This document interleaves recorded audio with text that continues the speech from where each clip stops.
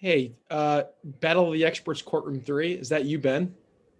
Yeah, that's, Okay. I guess. I didn't recognize your name. I guess I'll change your name.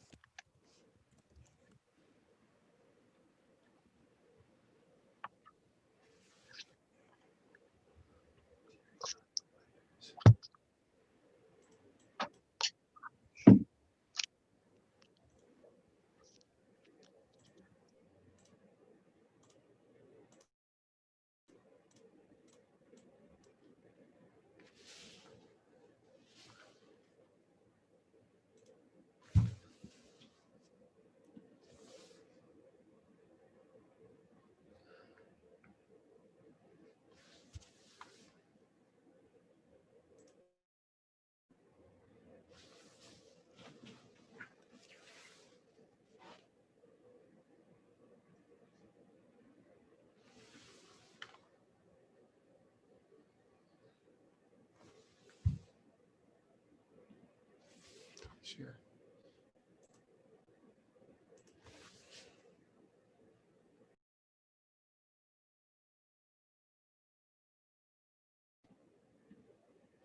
Hey, Amanda. Can you hear me? I think you're in the wrong courtroom. You're supposed to be in courtroom 1. You're in courtroom 2 right now. Oh, I got switched. Okay. I see. The meeting. A minute ago you were in the right courtroom, and then you left. Well, because I was looking at last night's email, and then I just saw this morning's email. So let me switch. Sorry, I confused that. I moved you around. You got to go back to 1. Thank you, though. Okay. All right. Thanks.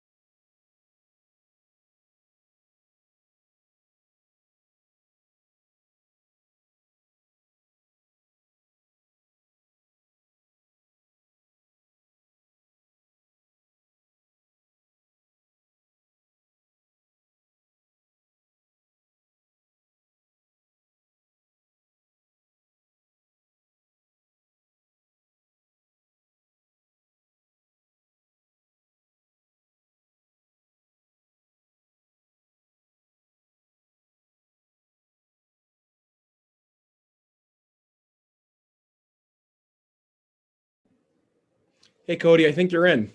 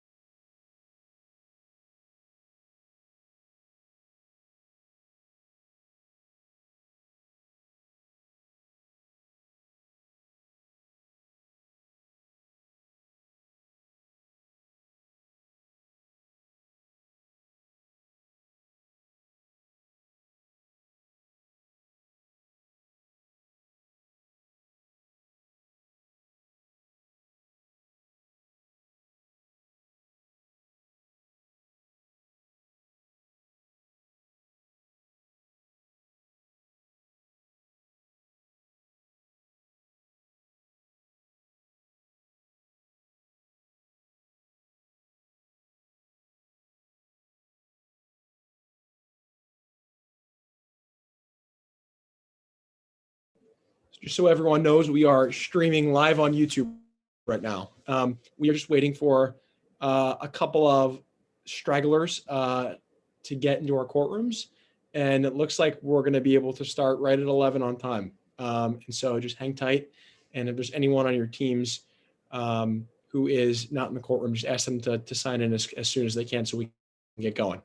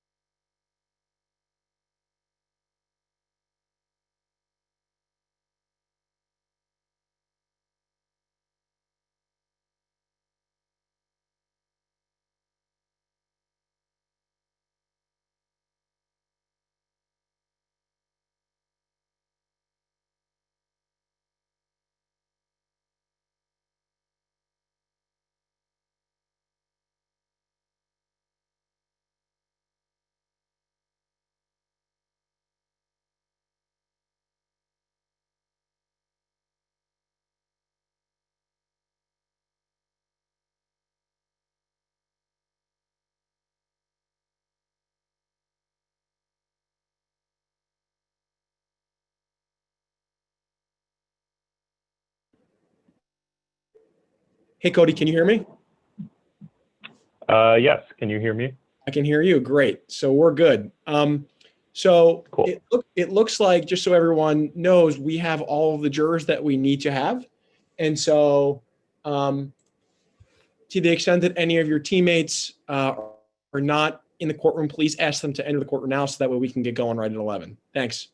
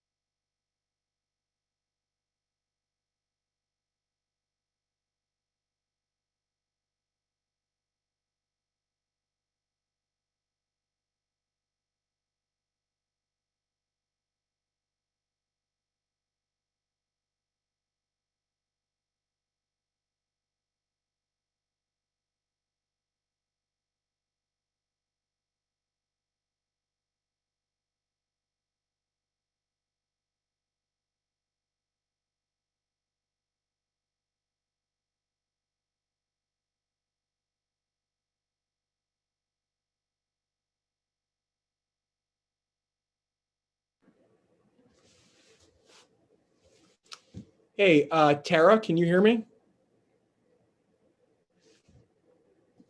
Yes. I'm really going to test your Zoom skills today. You want me to go to the other courtroom? I need you to move to courtroom 1. I'm sorry. Okay, that's fine. Can you tell me, I'm having an issue, and I had it yesterday, with accessing the side-by-side view. There is no view options at the top of my screen, and I'm on a laptop, but I'm on a Mac. Yeah, when you get into that courtroom, why don't you give me a call on my cell? I'll put it It's 215-514-2804. So everyone on YouTube has it now. If they want to call me. And give me a call and I'll talk you through it. Okay. All right. Thank you. I'm going to the other one. Great, Bye. thanks.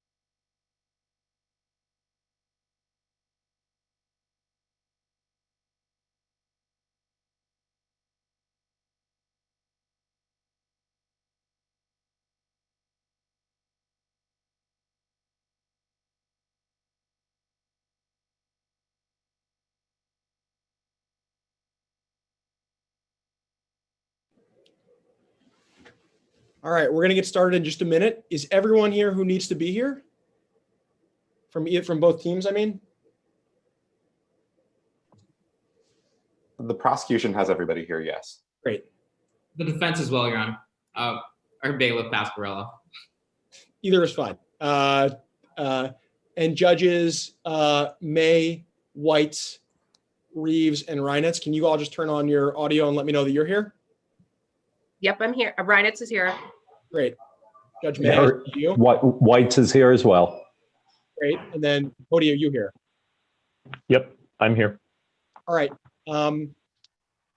Judge Yelverton, I think we're ready to go. I'm going to turn it over to you whenever you're ready to get started. Phil, do you want me to still do a conflicts check? I think we're good, but if you want to do it just to double check me, I'd appreciate that. Okay. So thank you so much. Could the advocates please turn on their cameras just so the jurors can see your fine faces? And jurors, I will give you a moment or two to private message me in the chat if you believe you may have a conflict.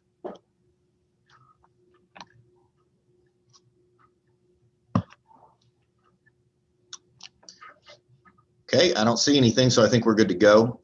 One more request for the advocates before we get started in earnest. Could you please change your name to indicate which side of the case you're on?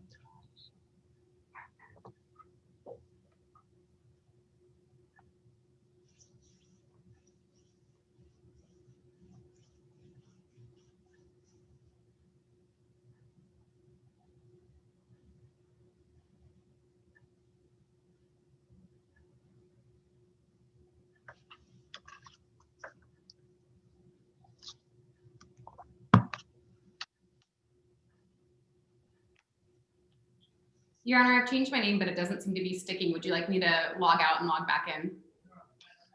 Phil, are you still with us? I'm here. Yep. You think you could help us out with changing the names on the screen?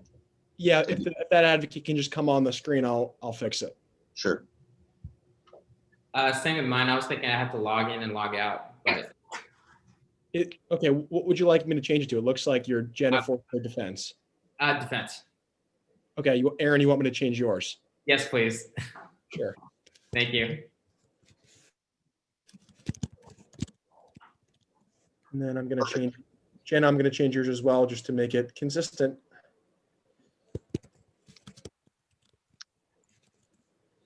All right, Judge, I think we're ready to go. Great. Thank you, Phil. All right. And with that, we're ready to get started. My name is Judge Yelverton, and we're ready to call the case of State of West Carolina versus Timothy Ray. Just a note for the scoring judges, it looks like there are old hands at Zoom already, but please do keep your video and audio muted and turned off so that there are no distractions on the YouTube feed. And I would suggest that you use speaker view during the opening statements and closing argument, and the gallery view during direct and cross-examination. That is the view I'm going to be using for the YouTube feed, or at least Phil's going to help me use for the YouTube feed. And with that, can the attorneys please make appearances on the record? Yes, Your Honor. Good morning. My name is Avery Hitchcock, appearing on behalf of the great state of West Carolina. And today I'm joined by my co-counsel, Mr. Christopher Demetrio. Good morning, Your Honor. Very good. For the defense? Mr. Cadiz, I believe you're on mute. Good morning, Your Honor. Aaron Cadiz, last name spelled C-A-D-I-Z, on behalf of Mr. Timothy Ray. Good morning, Your Honor. Jenna Forster, last name spelled F-O-R-S-T-E-R, also on behalf of Timothy Ray. Mr. Cadiz and I represent Team 114. When Your Honor is ready, we do have a few housekeeping motions and substantive motions as well. I appreciate that. Does the state also have housekeeping and substantive motions?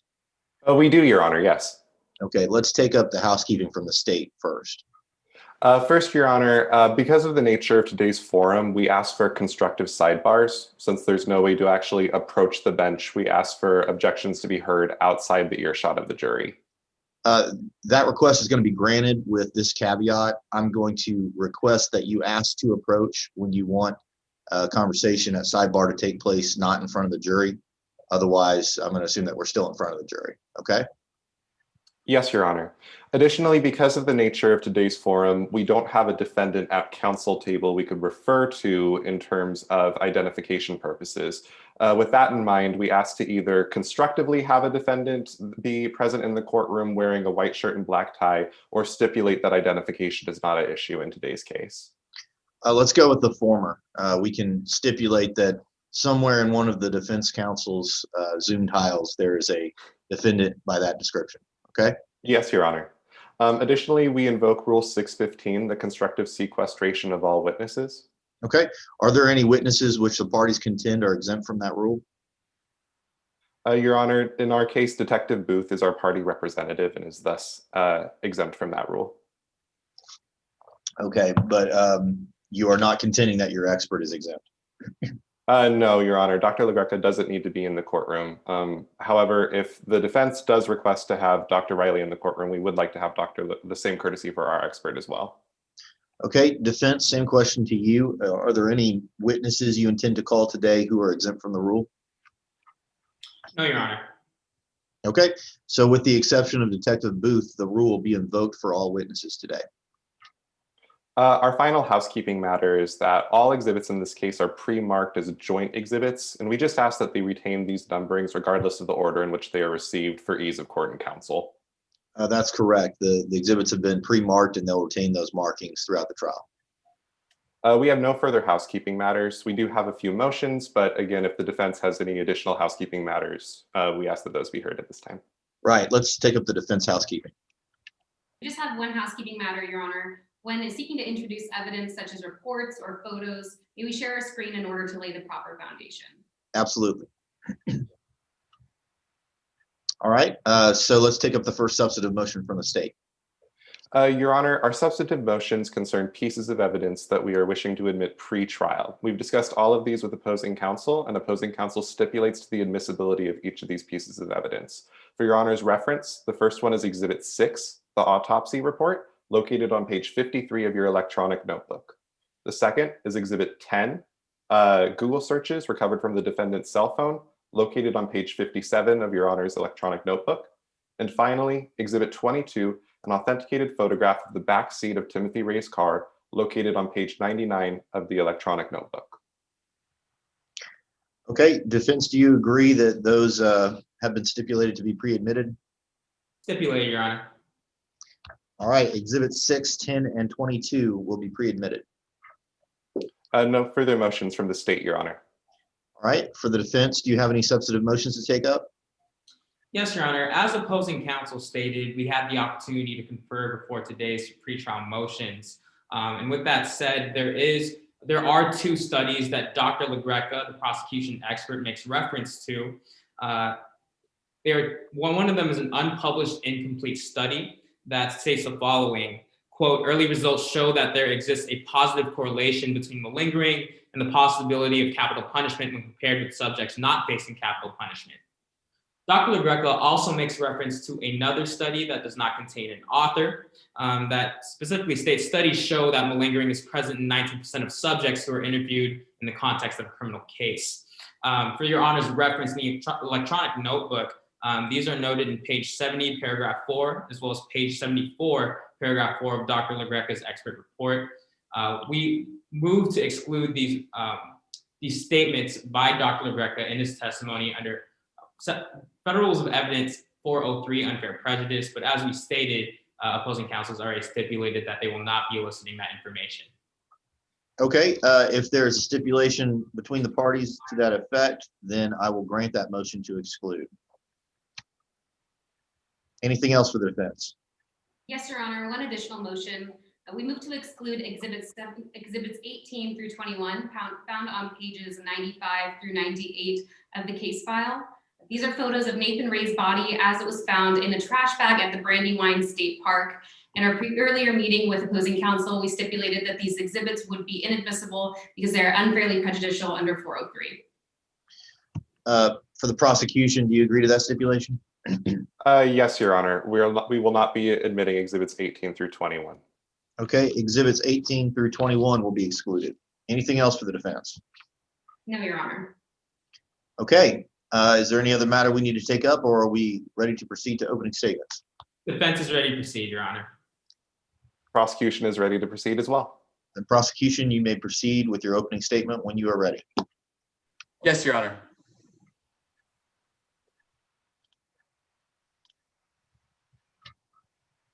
He couldn't cover it up, so he made this up. It's nearly midnight. The defendant, Timothy Ray, is parked on the side of the road. His hands clench the steering wheel. Sweat forms on his brow. He looks up at the police officer and tries to stay calm.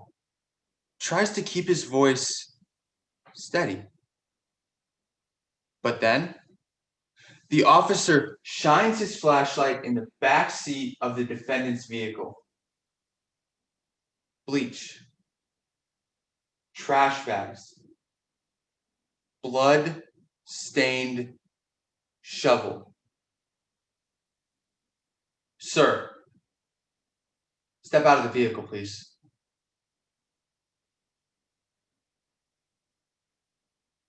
Members of the jury, you'll learn today that when the defendant realized he was caught, he decided to change tactics. All of a sudden, the defendant started hearing voices, hallucinating, doing jumping jacks, and crying. You'll learn today that when the defendant realized he was caught, he began to pretend he was insane. That's what this case is about. When he couldn't cover it up, he made this up. as the state, we've charged the defendant with first-degree murder for killing Nathan Ray, the defendant's 6-year-old child. And we'll prove this to you today with 3 simple facts. First, the defendant did kill his son. Second, he tried to cover it up. Third, when all else failed, he made up an insanity defense.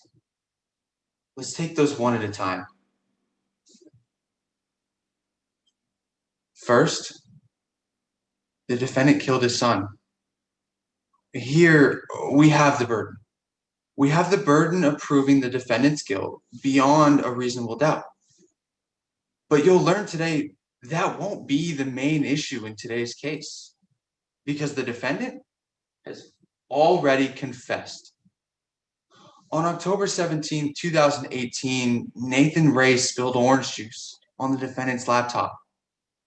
The defendant flew into a rage. He picked his son up, dragged him to his bedroom. He forced him to his knees. And then he picked up a belt. And he wrapped that belt around his son's neck and he pulled tighter and tighter until Nathan couldn't breathe. Until Nathan died. The second fact in today's case, the defendant, he tried to cover it up. Today, you'll hear from Detective Blake Booth. Detective Booth will tell you how the defendant tried to hide what he had done. You'll hear about a shallow grave in a remote area of Brandywine State Park. You'll see the shovel the defendant used to bury his son's corpse. And you'll see the Google searches made by the defendant just hours after he killed his son. Will bleach destroy a body? What countries don't extradite for murder?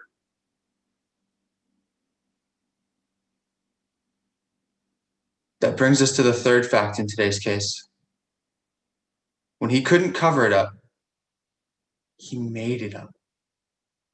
Today, the defendant has raised the affirmative defense of insanity. Now here, the defense has a burden. They have the burden of proving by clear and convincing evidence that when the defendant wrapped a belt around his son's neck and pulled, he didn't realize that was wrong. But the evidence will show the defendant's insanity is fake. Dr. LaGreca is a board-certified psychiatrist. She will testify there are 4 signs that tell us when someone is faking a mental illness to avoid criminal consequences.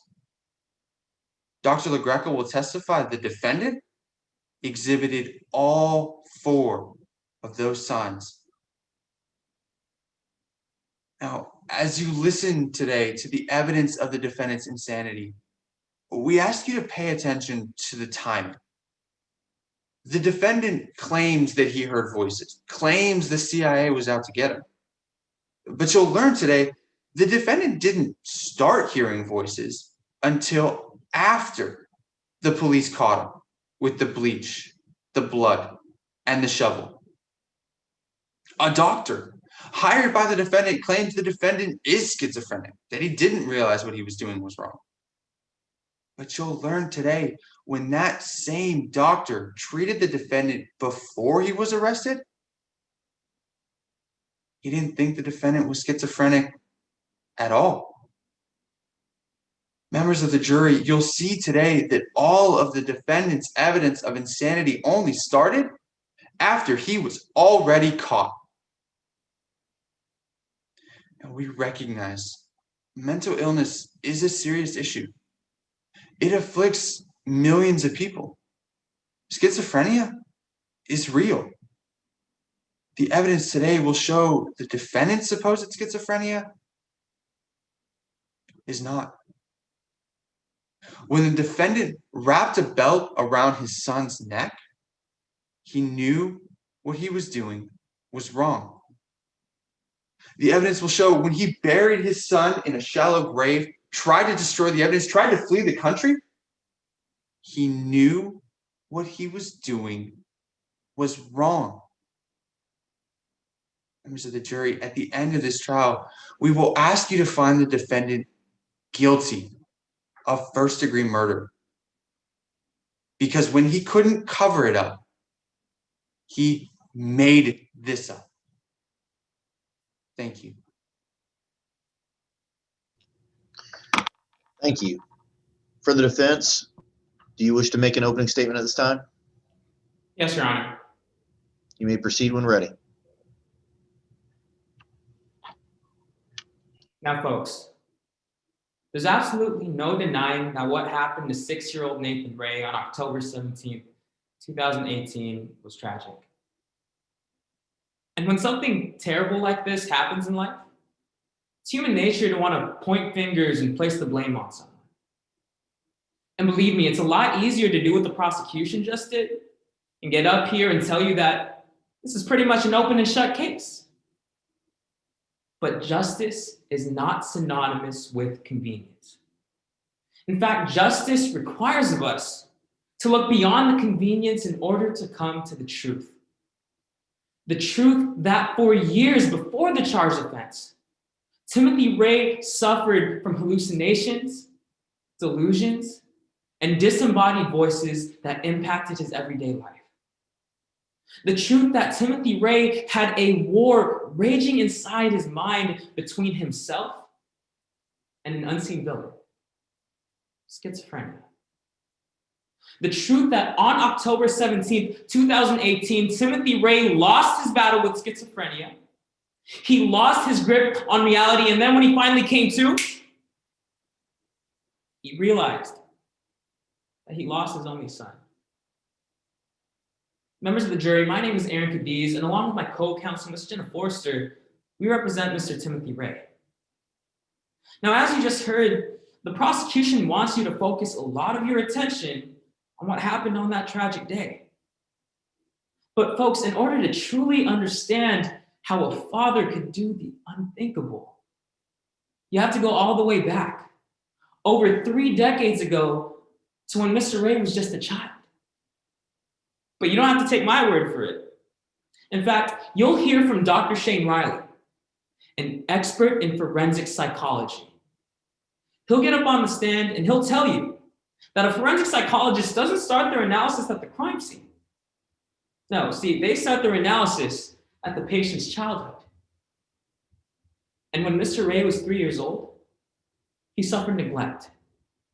His mother, on more than one occasion, refused to feed him, forced him to take ice-cold baths, and then at the age of 6, Mr. Ray's mother was institutionalized with a severe mental illness. 4 years later, at the age of 10, Mr. Ray began experiencing hallucinations, hearing disembodied voices that weren't really there. Later on in his adult life, Mr. Ray enlisted in the United States Army. But while he was there, in 2010, he was placed on a psychiatric hold when his commanding officer stated that Mr. Ray had suicidal thoughts and that he was seeing things. In 2014, during a doctor's visit to Dr. DiGiuseppe's office, Mr. Ray started crying hysterically and uncontrollably. In 2015, Mr. Ray began experiencing delusions, believing that his own son, Nathan, and his wife, Jessica, were planning on taking a knife, cutting him up with it, and leaving him. In 2017, during another visit to Dr. DiGiuseppe's office, Mr. Ray looked as if he hadn't showered for weeks. And then, almost out of nowhere, during the visit, Mr. Ray started screaming at Dr. DiGiuseppe, calling her a bitch, accusing her of listening in on his phone calls.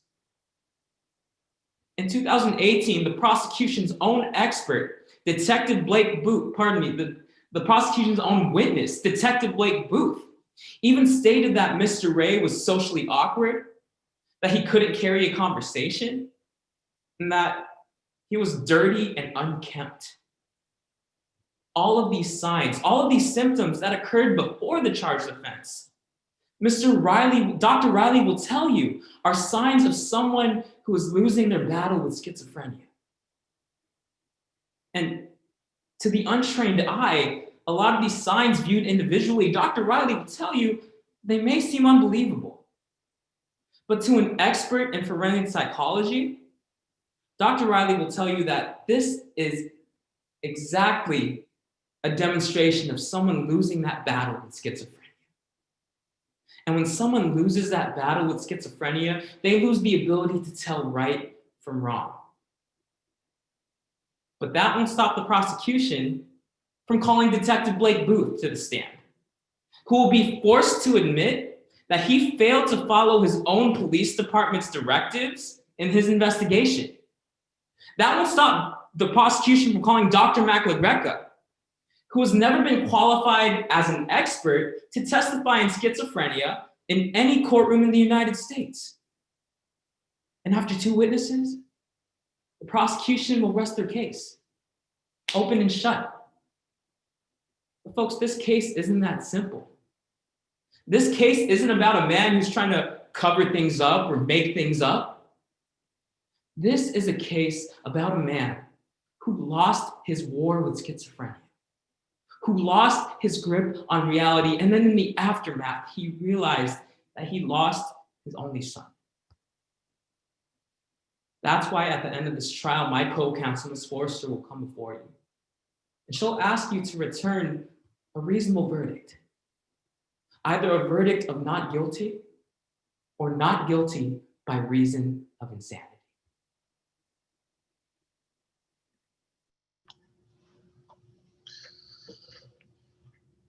Thank you, Mr. Cadiz.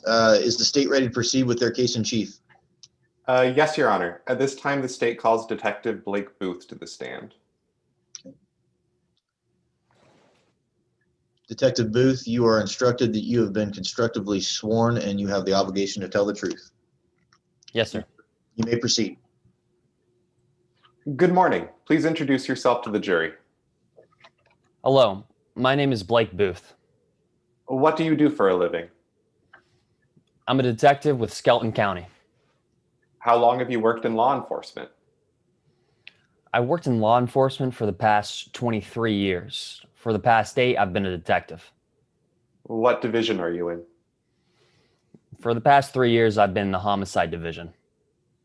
Detective, how are you involved in today's case? I was the lead detective investigating the death of Nathan Ray. Detective, if you could, I'd like you to take a look at Exhibit 29, located on page 106 of your electronic notebook. And when you do, could you tell the jury what this is? Yes, sir. This is a photograph of Nathan Ray. Objection, Your Honor. Yes.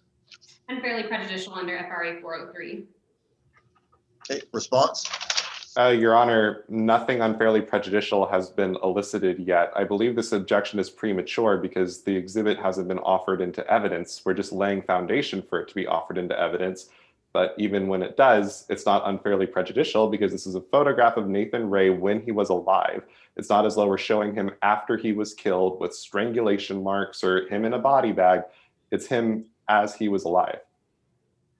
Okay, I agree that it may be a premature objection, but do you intend to offer it into evidence? We do, Your Honor, yes. Okay, then let's have that discussion now. And Ms. Forster, if you want to elucidate on your 403 objection, you may at this time. Your Honor, the photo that opposing counsel is planning on offering is a photo of smiling young 6-year-old Nathan Ray. This photo does nothing but inflame the passions of the jury. There's no issue here as to who the victim was, Nathan Ray, in this crime. Showing a photo of a young, smiling boy to the jury will do nothing but inflame their passions, and the prejudicial value substantially outweighs any potential probative value it could possibly have. Okay. Mr. Hitchcock, do you have anything to add to your previous response? Yes, Your Honor. Like I said, this is a photograph of Nathan Ray when he was alive.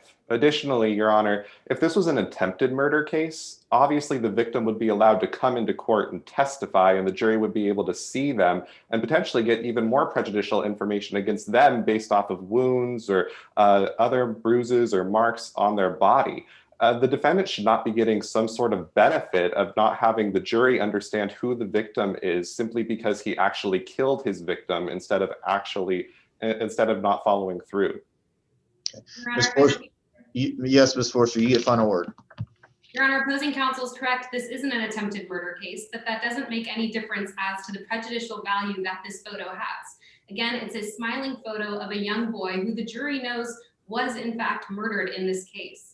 It's the defense's contention that Mr. Ray was suffering from a schizophrenic episode and was unable to tell right from wrong when he murdered this young boy. This is a murder case, but the prejudicial value of this photo, this smiling boy, is substantially outweighed by any potential probative effect. Additionally, the jury is well aware that Nathan is the victim in this case. They don't need a photo to prove that. There will be multiple pieces of evidence elicited from different witnesses on both sides, both the prosecution and defense, as to Nathan and what he was like when he was alive. The jury does not need this extremely prejudicial photo to show that. Thank you both for that argument. It's helpful to the court. I will overrule the objection. You may proceed. Again, Detective, could you tell the jury what Exhibit 29 is? Yes, sir. It's a photograph of Nathan Ray. Has it been changed or altered in any way? No, sir. The state offers Exhibit 29 into evidence. Okay. Ms. Forster, any other objection other than the one you just described? No, Your Honor. Okay, then it will be admitted. Permission to publish? You may. Detective, who is Nathan Ray? Nathan was a 6-year-old boy who lived here in Skelton. He was killed back in October of 2018. Do you know who killed him? Yes, sir. How do you know? I got a confession. Who killed Nathan? Timothy Ray, the boy's father. He told me everything. Do you see Mr. Ray in court today? Yes, sir. Could you identify him by an article of clothing? Yes, sir. He's wearing the white shirt and the black tie. Let the record reflect the detective has identified the defendant. So noted. Detective, let's talk about the day the defendant killed his son. What day did Nathan die? October 17th, 2018. Walk me through that day. According to the defendant, how did it begin? The defendant was at his home here in Skelton with his son. They were eating breakfast before his son was due at school. What happened at breakfast? Nathan spilled some apple juice on his father's laptop, which ended up destroying the laptop.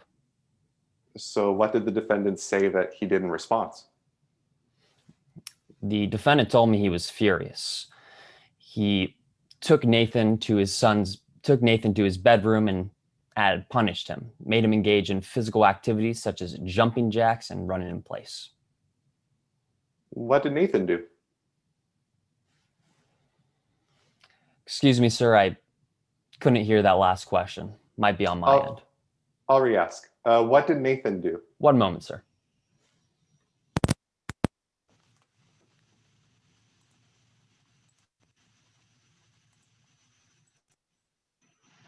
Could you repeat your question, sir? Can you hear me now, Detective? Yes, sir. What did Nathan do? Well, Nathan complied with his father's demands at first, but then he started to scream and cry. The defendant told me this made him want to punish Nathan even more. And then what happened? Well, the defendant went into his bedroom to retrieve a leather belt. Detective, if you would, please take a look at Exhibit 27, located on page 104 of your electronic notebook. And when you do, could you please tell the jury what this is? Yes, sir. This is a photograph of the leather belt inside Nathan's bedroom. Has this photograph been changed or altered in any way? No, sir.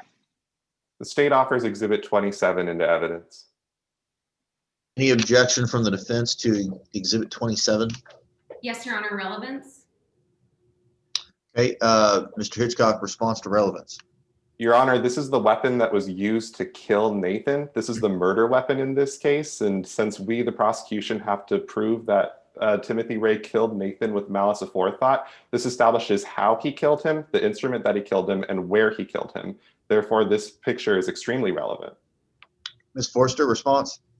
Your Honor, there's no question as to what weapon was used in order to kill Nathan Ray. In this instance, the photo merely shows a photo of a belt. Additionally, it will be unfairly prejudicial under 403. Showing a photo of a belt inside the child's bedroom will unfairly prejudice the jury, and it substantially outweighs any potential probative value possible.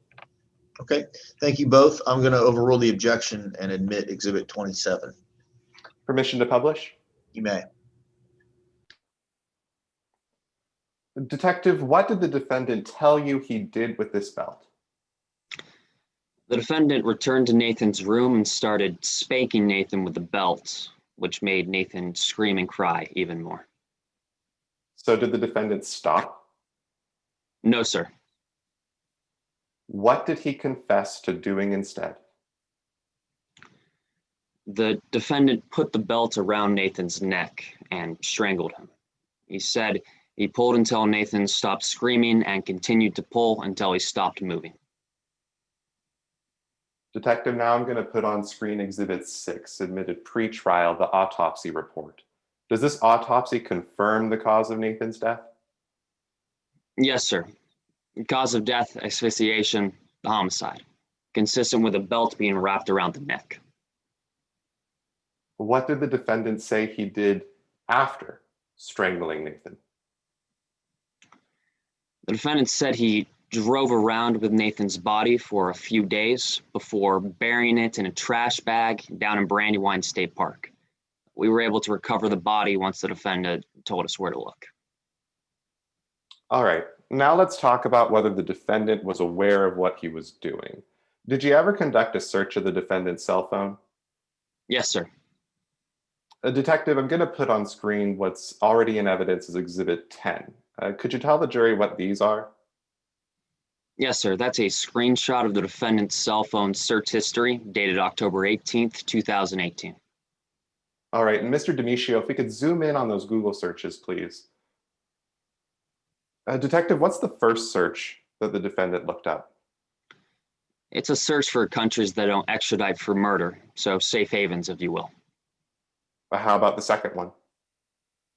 It states how to get rid of a body. And the last one? Will bleach destroy a body?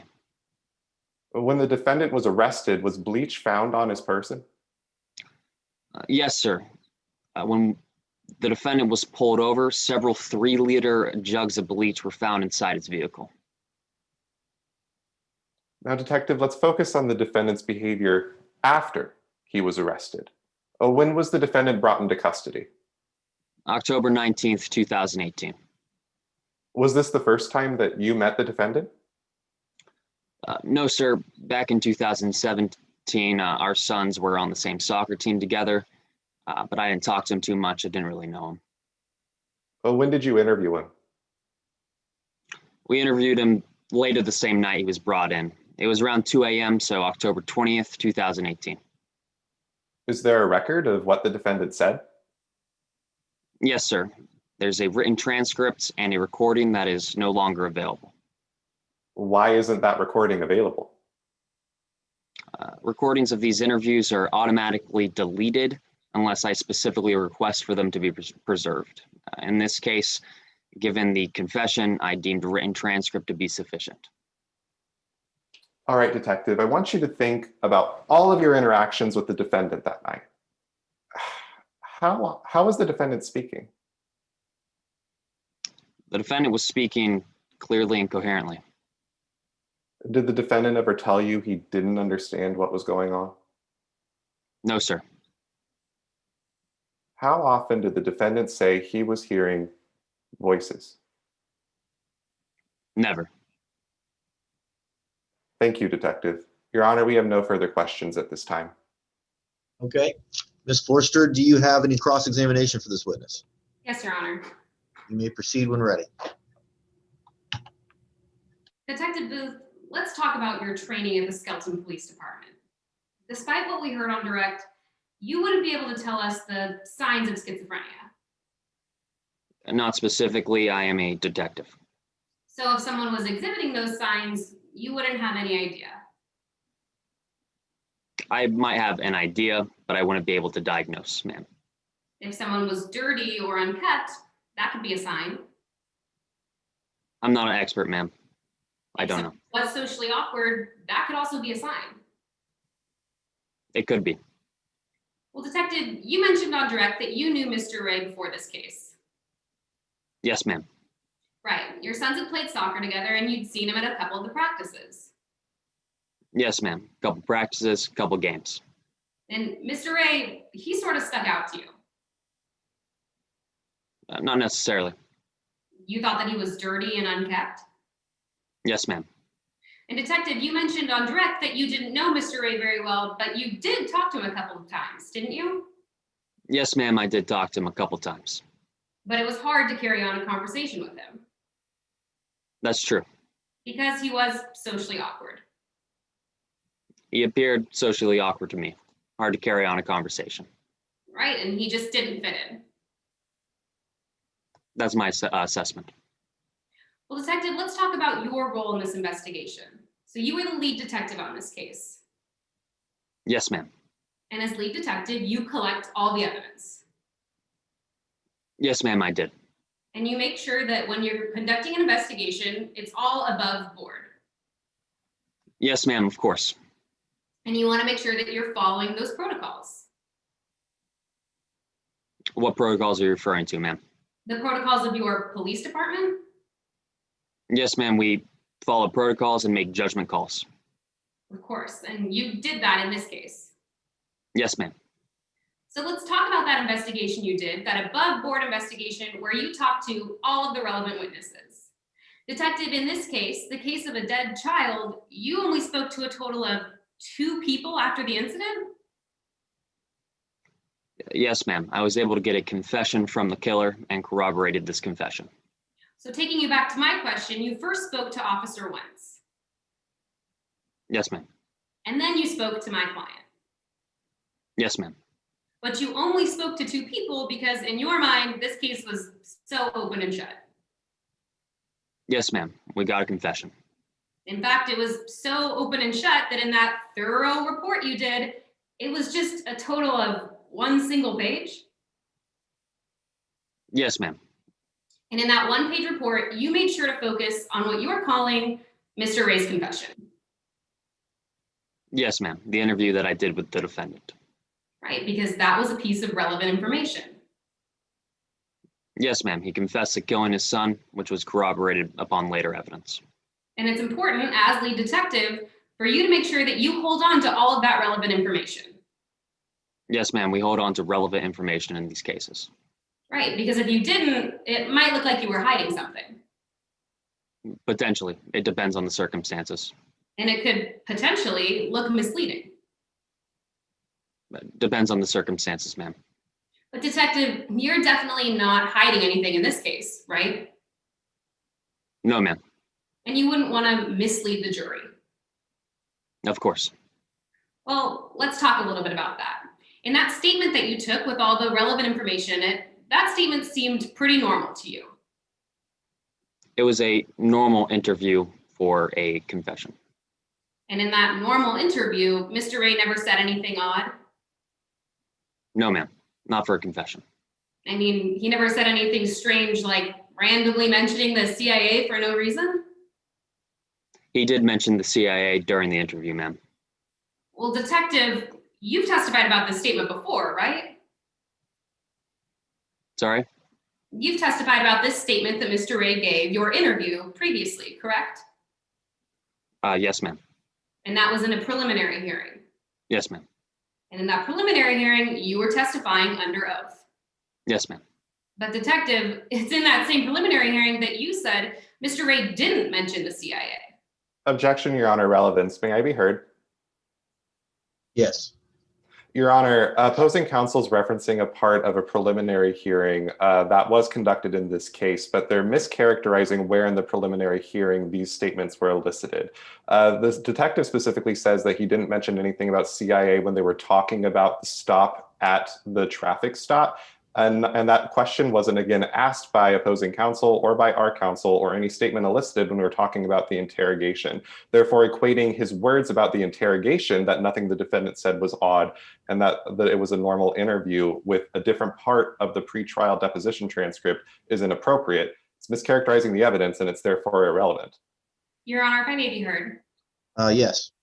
The exact statement that Detective Booth made in that preliminary hearing was that Mr. Ray, quote, never said anything, end quote, about the CIA. This was made at the beginning of the interview. However, Detective Booth neglected to mention that at any point in the preliminary hearing that Mr. Ray did, in fact, on multiple occasions, mention the CIA. This omission, this lacking of delivering relevant facts to the preliminary hearing, it goes to the detective's credibility. Detective Booth is the lead detective in this case, and his credibility is a major issue before us today.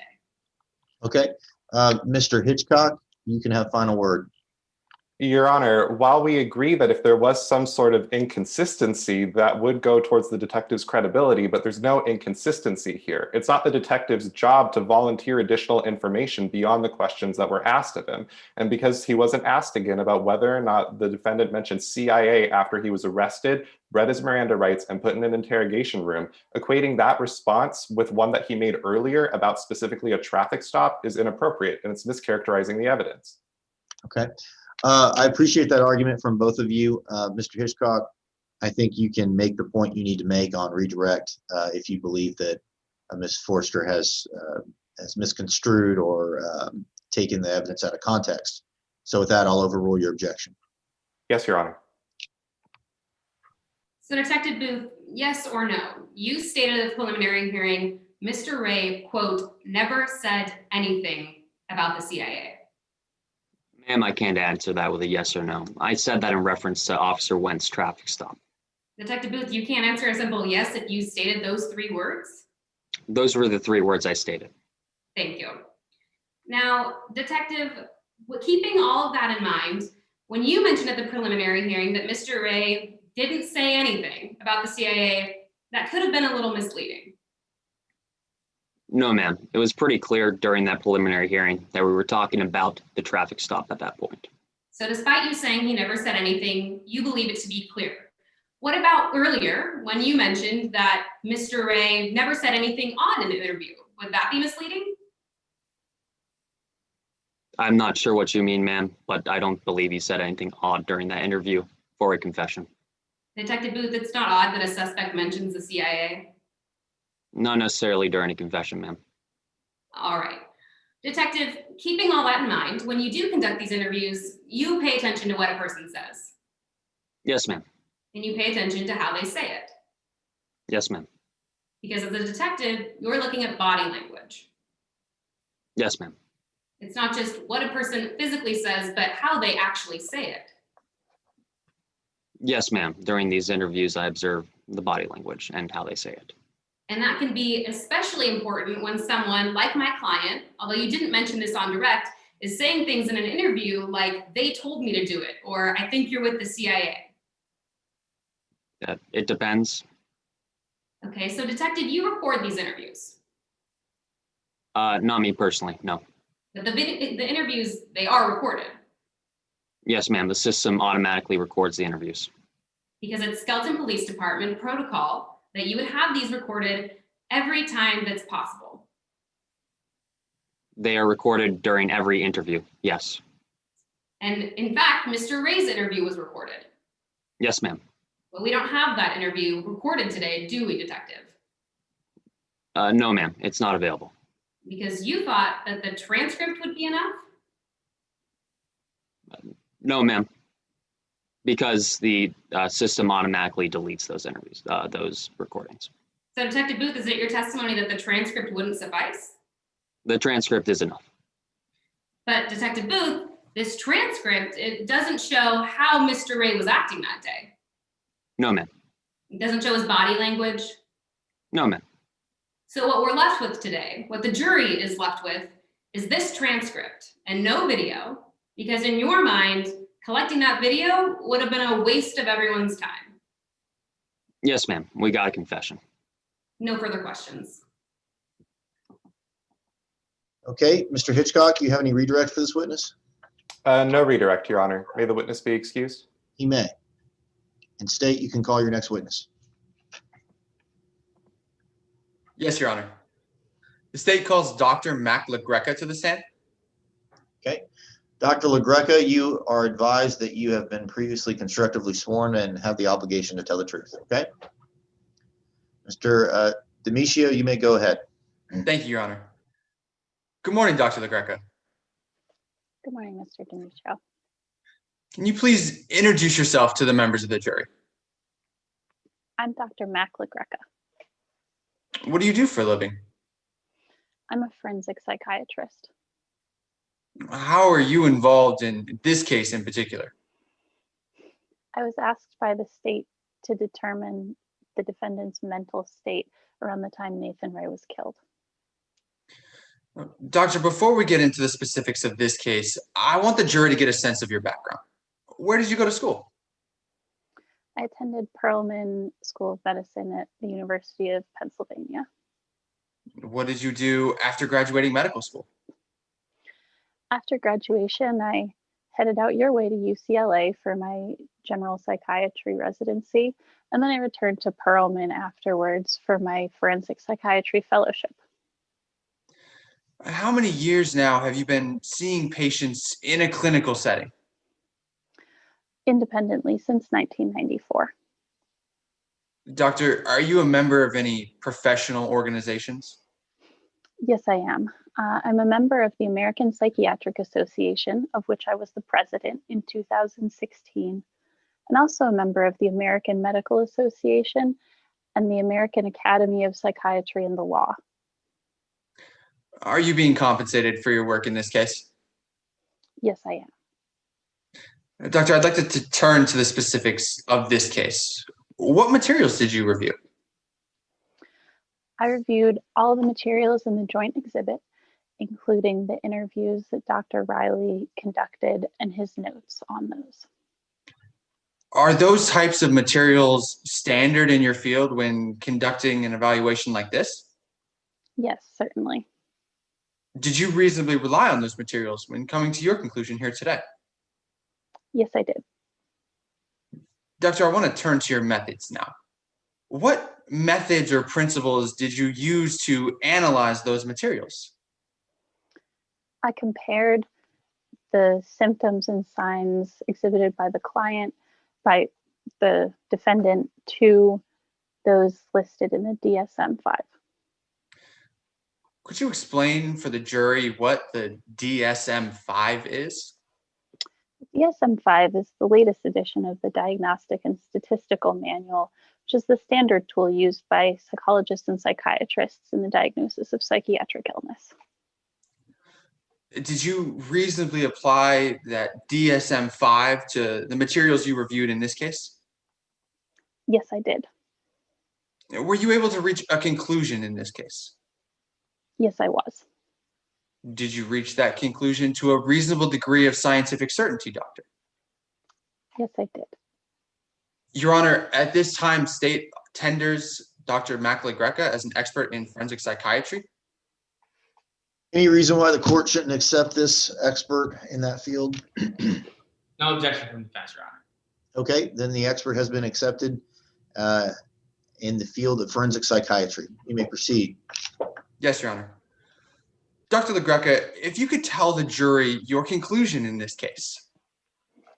My conclusion is that the defendant was not suffering from schizophrenia and was malingering with regard to his symptoms, leading to an incorrect diagnosis.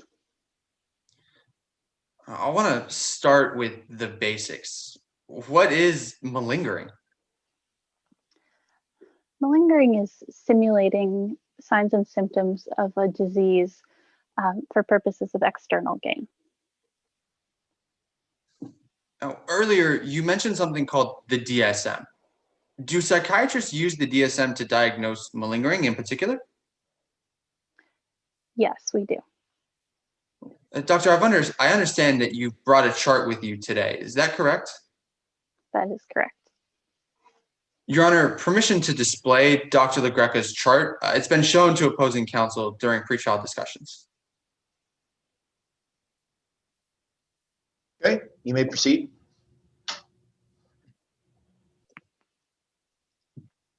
Dr. LaGreca, let's start with that first line there, that first risk factor for malingering. What is a medical legal context? Medical legal context is when a diagnosis is made in the context that's with relevance to a legal case.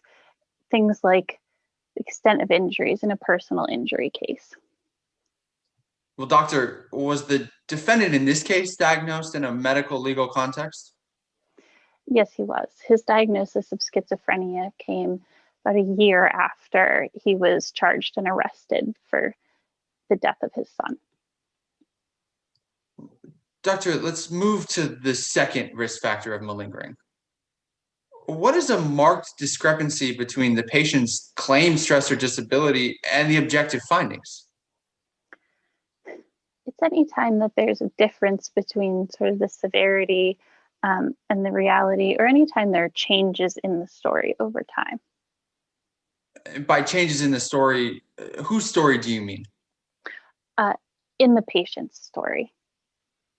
Were there ever any changes in the patient or the defendant's story in this case? Yes, the defendant's story changed several times, most notably with regard to the location of the death, kitchen versus bedroom, and the method of damage to the computer being smashed, which he told Dr. Riley, and then later in that same interview, juice spilled upon it, which was the reality. Doctor, let's move down to the third risk factor for malingering. Could you explain a lack of cooperation during the diagnostic evaluation for the jury? Yes. So lack of cooperation would be anything that the patient does to sort of obscure accurate results or slow down the diagnosis. Was there anything in this case that the defendant did to slow down the process or obscure accurate results? Yes. Anytime that he was called out on his changing story, he became agitated, yelling or crying hysterically, which resulted in time needing to be spent so that he could calm himself down before the interview could proceed. Finally, doctor, let's move to that fourth sign for malingering. Did the defendant have an antisocial personality disorder? He was never diagnosed with an antisocial personality disorder, but there was some evidence that he had some difficulty with social situations, which can be characteristic of that. So, doctor, what does it mean if someone has 3 or all 4 of the risk factors for malingering? It means that it's very high likelihood that that's what's happening. And particularly given the fact that he was able to hold down a job and was described as a fantastic employee for 8 years. Objection, I feel. Yes. The objection was to non-responsiveness? Thank you, Your Honor. I couldn't quite hear opposing counsel. My apologies. Okay. May I respond to that? Yes. Your Honor, the doctor's answer is responsive to the question. The question posed was, what does it mean if someone has 3 or all 4 signs of malingering? The doctor was explaining that it characterizes someone as very likely to have malingering. The doctor was further explaining that there are other factors at play here that lead to her conclusion of malingering, specifically that the defendant could hold down a job. Therefore, she's simply explaining her conclusion, and this is responsive. Okay. Your Honor, may I be heard briefly? Yes. This is the question that was posed by opposing counsel. In addition, it lacks foundation. We don't know specifically who we heard this from at this time. Opposing counsel has not elicited any of that information. Okay. I'm going to overrule the objections, but Mr. Demetrio, let's try to break up the witnesses' answers a little bit so that we're laying a foundation and not launching into narratives. Okay? Of course, Your Honor. Thanks. Dr. LaGreca, besides the signs on the DSM, was there any other information that led you to believe the defendant was malingering? Yes, there was. What was that information? Well, there were many things, including the fact that he was able to have a job and really succeed at that job for 8 years, as per his boss's interview with Dr. Riley. The fact that he had a marriage that was successful for some amount of time. Yeah, those are my main thoughts. Thank you, Dr. LaGreca. I want to take a step back here.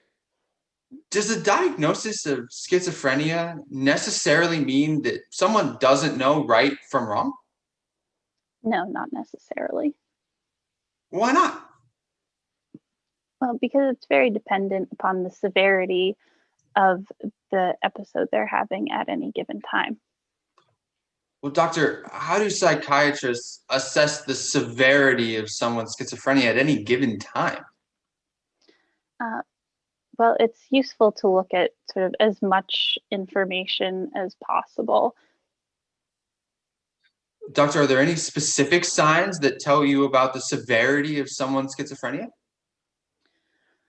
With regards to someone's actions, we would look at things like justification, remorse, and concealment. Let's take those one at a time, doctor. You mentioned justification. Was there any evidence of justification by the defendant in this case? Yes, there was. The defendant reported that he had to do it, that they made him do it, and that he was trying to cleanse his son. Was there any evidence of remorse by the defendant in this case? Yes, he said, "I'm so sorry," repeatedly in a couple contexts. Finally, doctor, you mentioned concealment. Was there any evidence of concealment by the defendant in this case? Yes. As shown in the Google searches he conducted, he was looking for ways to dissolve the body, and if that was not Speculation. Okay, Mr. Demisio, response to speculation. Your Honor, may we be heard outside of the presence of the jury for this response? You may. Your Honor, this is not speculation. Dr. LaGreca reviewed the Google searches in this case when coming to her conclusion. The Google search explicitly states, "Does bleach dissolve a body?" Furthermore, Dr. LaGreca is aware that the defendant was found with bleach. This is well within both her rational perception and her expertise as an expert in psychiatry. There's no speculation about this. The Google search was, "Does bleach dissolve a body?" Okay, Mr. Cadiz, response. Your Honor, the defense isn't contesting the actual Google searches themselves. However, it is our contention that the witness in this case cannot testify as to Mr. Ray's state of mind at that time. The way they're phrasing it is that he was trying to conceal certain things. That appears to be speculative, Your Honor. Okay. Do you recall the exact phrasing of your question, Mr. Demisio? I believe the question was there any evidence of concealment on the part of the defendant? Okay. I think the question as phrased is proper. I would just caution the witness as to speculating as to what the motivations of the defendant were. That said, you can draw conclusions based on the Google searches that he typed in. And I hope that provides some clear as mud guidance to you. All right. Yes, Your Honor. With that said, Mr. Cadiz, and with that limitation to the witness's testimony, overruled. Yes, Your Honor. Dr. LaGreca, without going into the specific mindset of the defendant, was there any evidence that led you to conclude that the defendant was concealing something? Yes, he performed some Google searches about using bleach to dissolve a body. He did bury the body, and Your looked Honor, for ways. I'm sorry to interrupt. Could we instruct the witness to speak up a little bit? It's kind of hard to hear her. Certainly. Dr. Greco, if you could, apologize. I know the technology is difficult, Dr. LaGreca, but just try to keep your voice raised so we can hear your testimony. Okay. You may proceed. So, yes, he performed Google searches about whether bleach dissolved a body. He did bury his son's body. Doctor, if we put all of this together, what is your diagnosis of the defendant?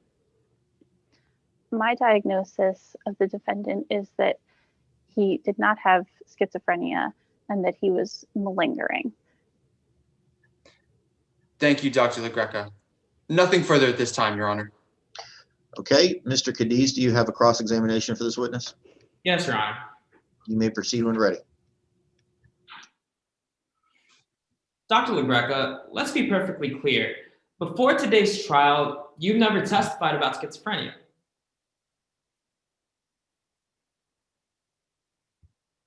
Dr. LaGreca? I suppose not. I believe I was involved in 3 trials regarding it, but I don't believe I did testify. But doctor, that means that you've never been qualified as an expert to testify about schizophrenia in a criminal trial, correct? No, not in a criminal trial. Not only that, you've never had your opinions or your research tested by your peers in the field of forensic psychology in a published article, correct? No, I have not. Which means that not only have you never testified, but you don't have a published article in anything about schizophrenia, right? No, but that doesn't speak to my ability as a clinician. Bring you back to my question. That's a no then. You've never testified in a criminal trial and you don't have any published articles regarding schizophrenia. That is a no. Moving on, Dr. Greca, I want to talk to you about your opinions regarding Mr. Ray's schizophrenia.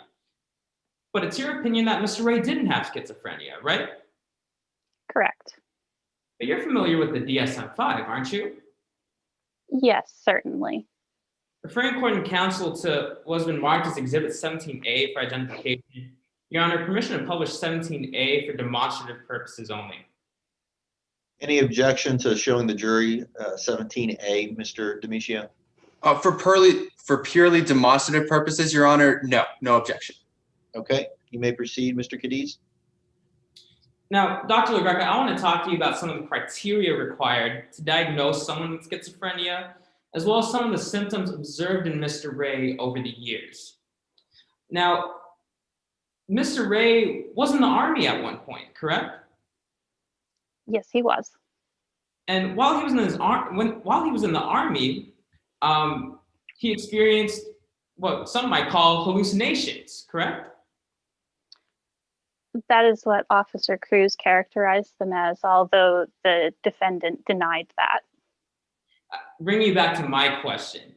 Like you said, Officer Cruz said that he was seeing things. Some people might see that as an hallucination, correct? Yes, some people might.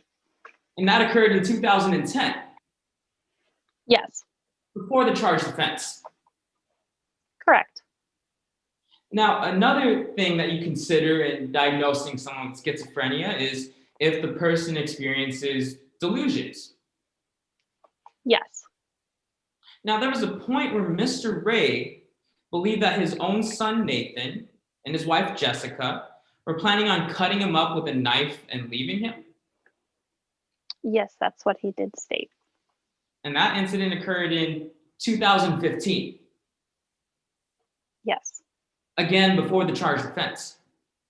Correct. And Mr. Ray also had several visits with a Dr. D. Giuseppe. Yes, he did. I understand that was his PCP.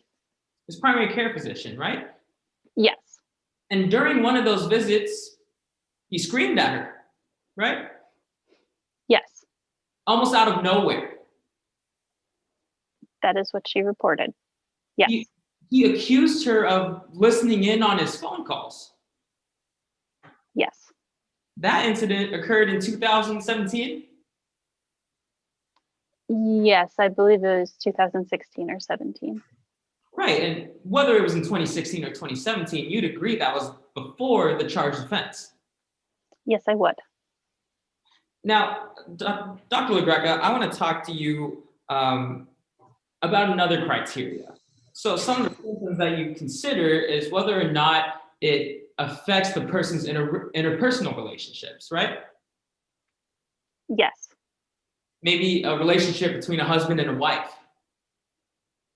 Sure, that is a type of interpersonal relationship. Now, Jessica Ray, Mr. Ray's wife at the time, described him as being a completely different person from when she first met him. Yes, she did say those words. She also described several incidents where Mr. Ray would lock himself in the bathroom for hours, crying, refusing to come out, correct? Correct. And those incidents, again, occurred before the charged offense. Correct. Now, another criteria you also consider is how those symptoms may affect an individual's ability to care for themselves, correct? Correct. That might include their hygiene. Yes. Now, Dr. LaGreca, just about every individual that's interacted with Mr. Ray, whether it be Detective Booth, Officer Wentz, Dr. DiGiuseppe, his wife, all of them in some way, shape, or form have described Mr. Ray as being dirty or unkempt, correct? Correct. But as I stated in my report, schizophrenia is not the only explanation for that. Dr. LaGreca, I wasn't asking you about your report. I'm just simply stating the fact that just about every individual that has interacted with him has described him as dirty or unkempt in some way, correct? Correct. Moving on, Dr. LaGreca, I want to talk to you about the progression of Mr. Ray's symptoms over the years. Your Honor, at this time, permission to publish another demonstrative. Has the demonstrative been shown to the other side? Yes, Your Honor, before pre-trial motions this morning. Okay. That's correct, Your Honor. Then you may proceed. Now, Dr. LaGreca, talking about progression of Mr. Ray's symptoms, in fact, it's your opinion that Mr. Ray didn't exhibit a progression of schizophrenic symptoms, correct? Correct. But Dr. LaGreca, you would agree with me that a symptom or a sign of a schizophrenic progression could start at a person's childhood, right? Yes, it could. If they experience childhood trauma. Yes, that is a risk factor for the development of schizophrenia. In fact, Mr. Ray experienced childhood trauma, didn't he? Yes, he did. So let's start there. From the moment that Mr. Ray experienced childhood trauma, in 2010, when he's diagnosed with a general anxiety disorder by Dr. Riley, you didn't see a progression, right? Correct. So then from 2010, when he's experiencing hallucinations, and then to the point where he's first being described as not taking showers for weeks, no progression there.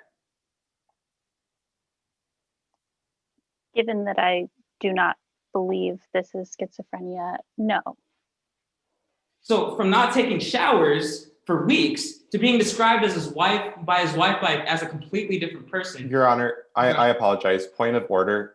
My co-counsel's been kicked. He's frozen on the screen and he's no longer hearing the trial as it's going on. Thanks for bringing that to our attention. I just thought he was remarkably still. So why don't we pause, stop time, and wait for him to rejoin us. Thank you, Your Honor.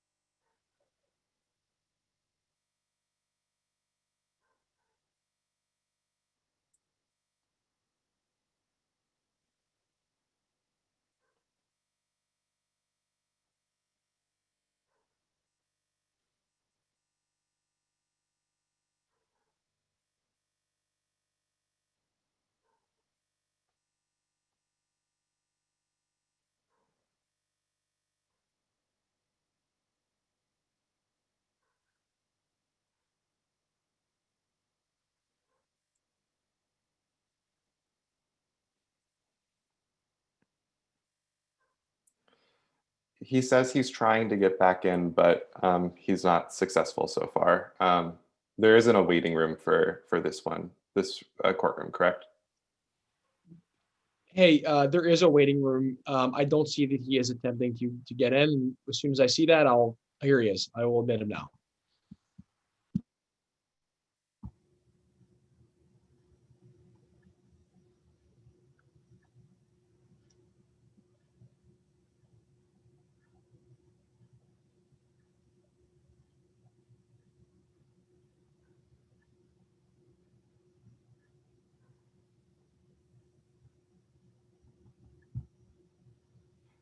It's saying that it won't let him launch Zoom, so maybe that's why he's not connecting.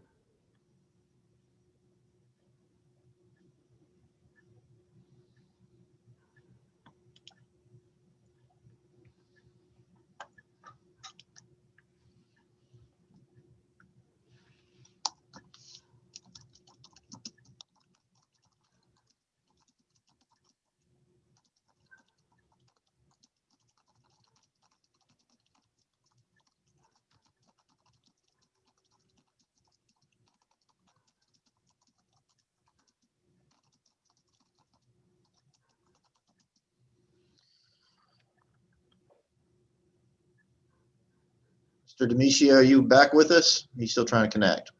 I believe that I'm back with you. I see four tiles on my screen, all with your name on. But That's I probably think not good. we've got you in one of them. I'm gonna try to remove the ones where he is not that are not the good ones. So just one sec. I'm so sorry, Your Honor. No, no problem at all. As long as I don't get objected to 5 times, I think I'm good.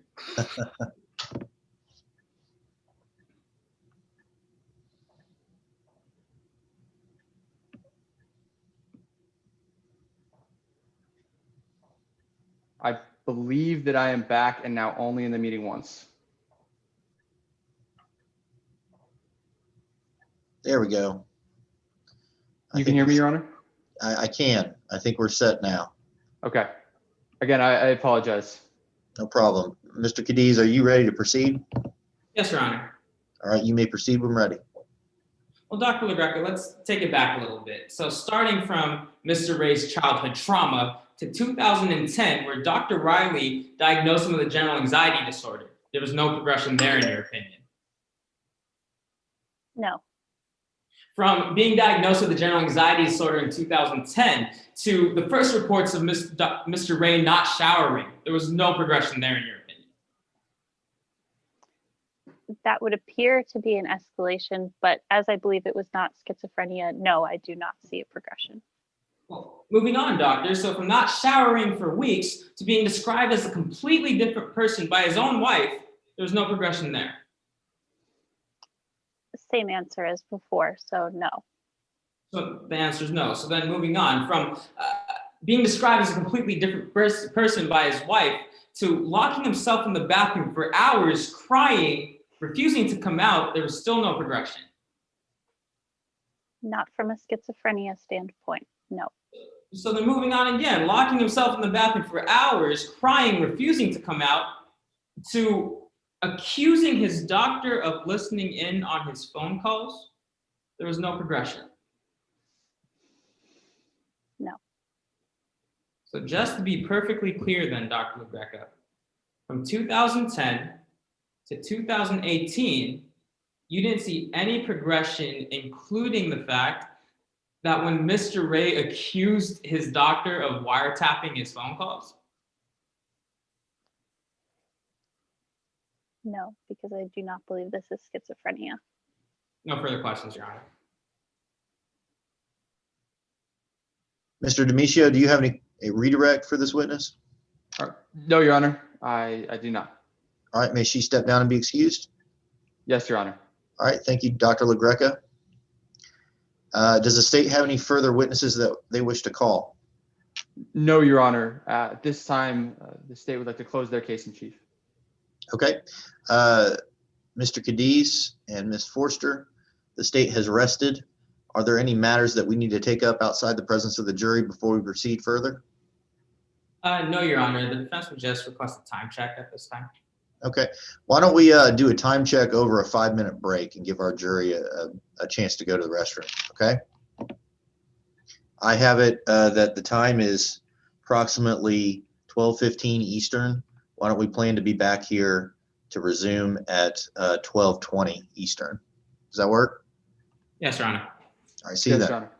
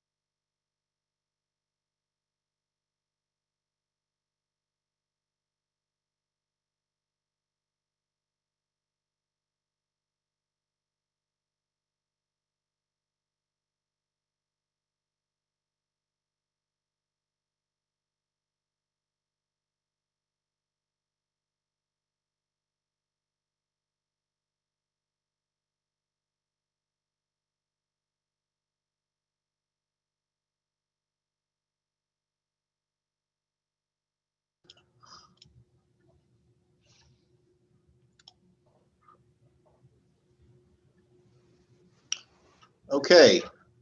Mr. Cadiz, does the defense wish to put on evidence at this time? Yes, Your Honor. You may proceed to call your first witness. The defense calls Officer Peyton Wentz to the stand. May I proceed, Your Honor? Yes, Officer Wentz, you're instructed that you have been previously constructively sworn and have the obligation to tell the truth, okay? You may proceed, Mr. Cadiz. Good morning, Officer Wentz. I want to walk you through your observations on the evening of October 19th, 2020. But before we do that, let's start with your background. What do you do for a living? I'm an officer at the Skelton Police Department, and I've been on the force for about 4 years now. What sort of training did you have to go through in order to become a police officer? Well, I went through the Skelton Police Academy, but then in addition to that, I interacted and partook in the Crisis Intervention Team. It's known as CIT program for short. Can you describe for us what the CIT program is?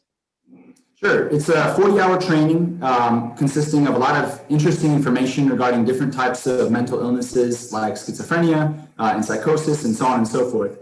We also learn how to recognize different signs of mental illnesses, and ultimately we learn different methods of de-escalation.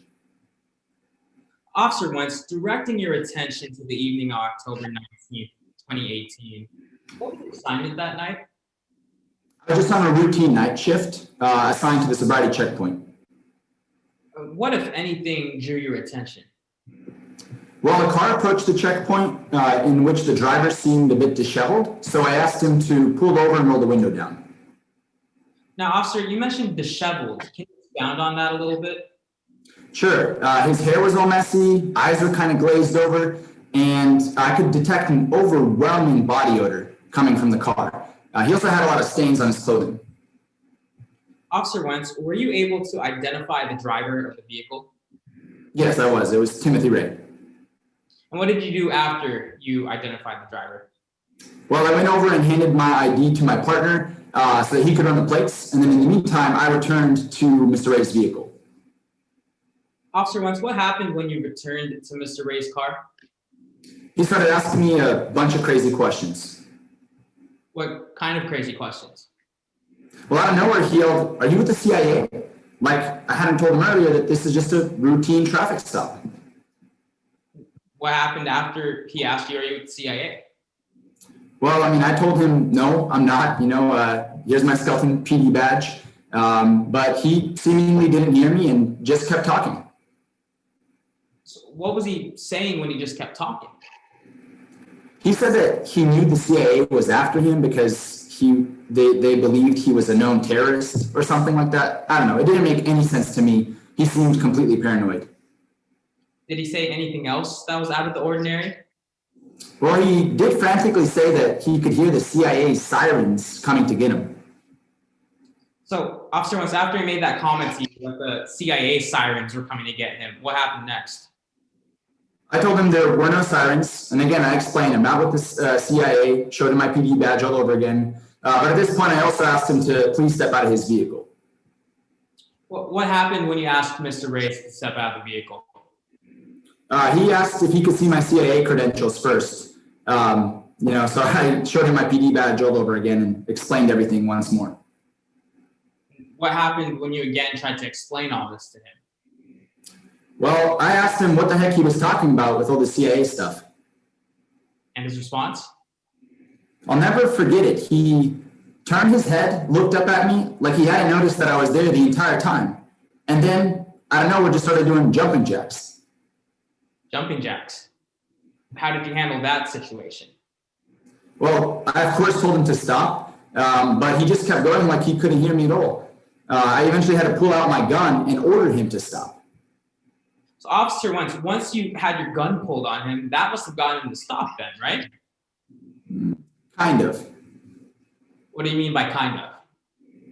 Well, sure, he stopped with the jumping jacks, but after that, he started shaking his head uncontrollably and covering his ears. What happened after he did all that?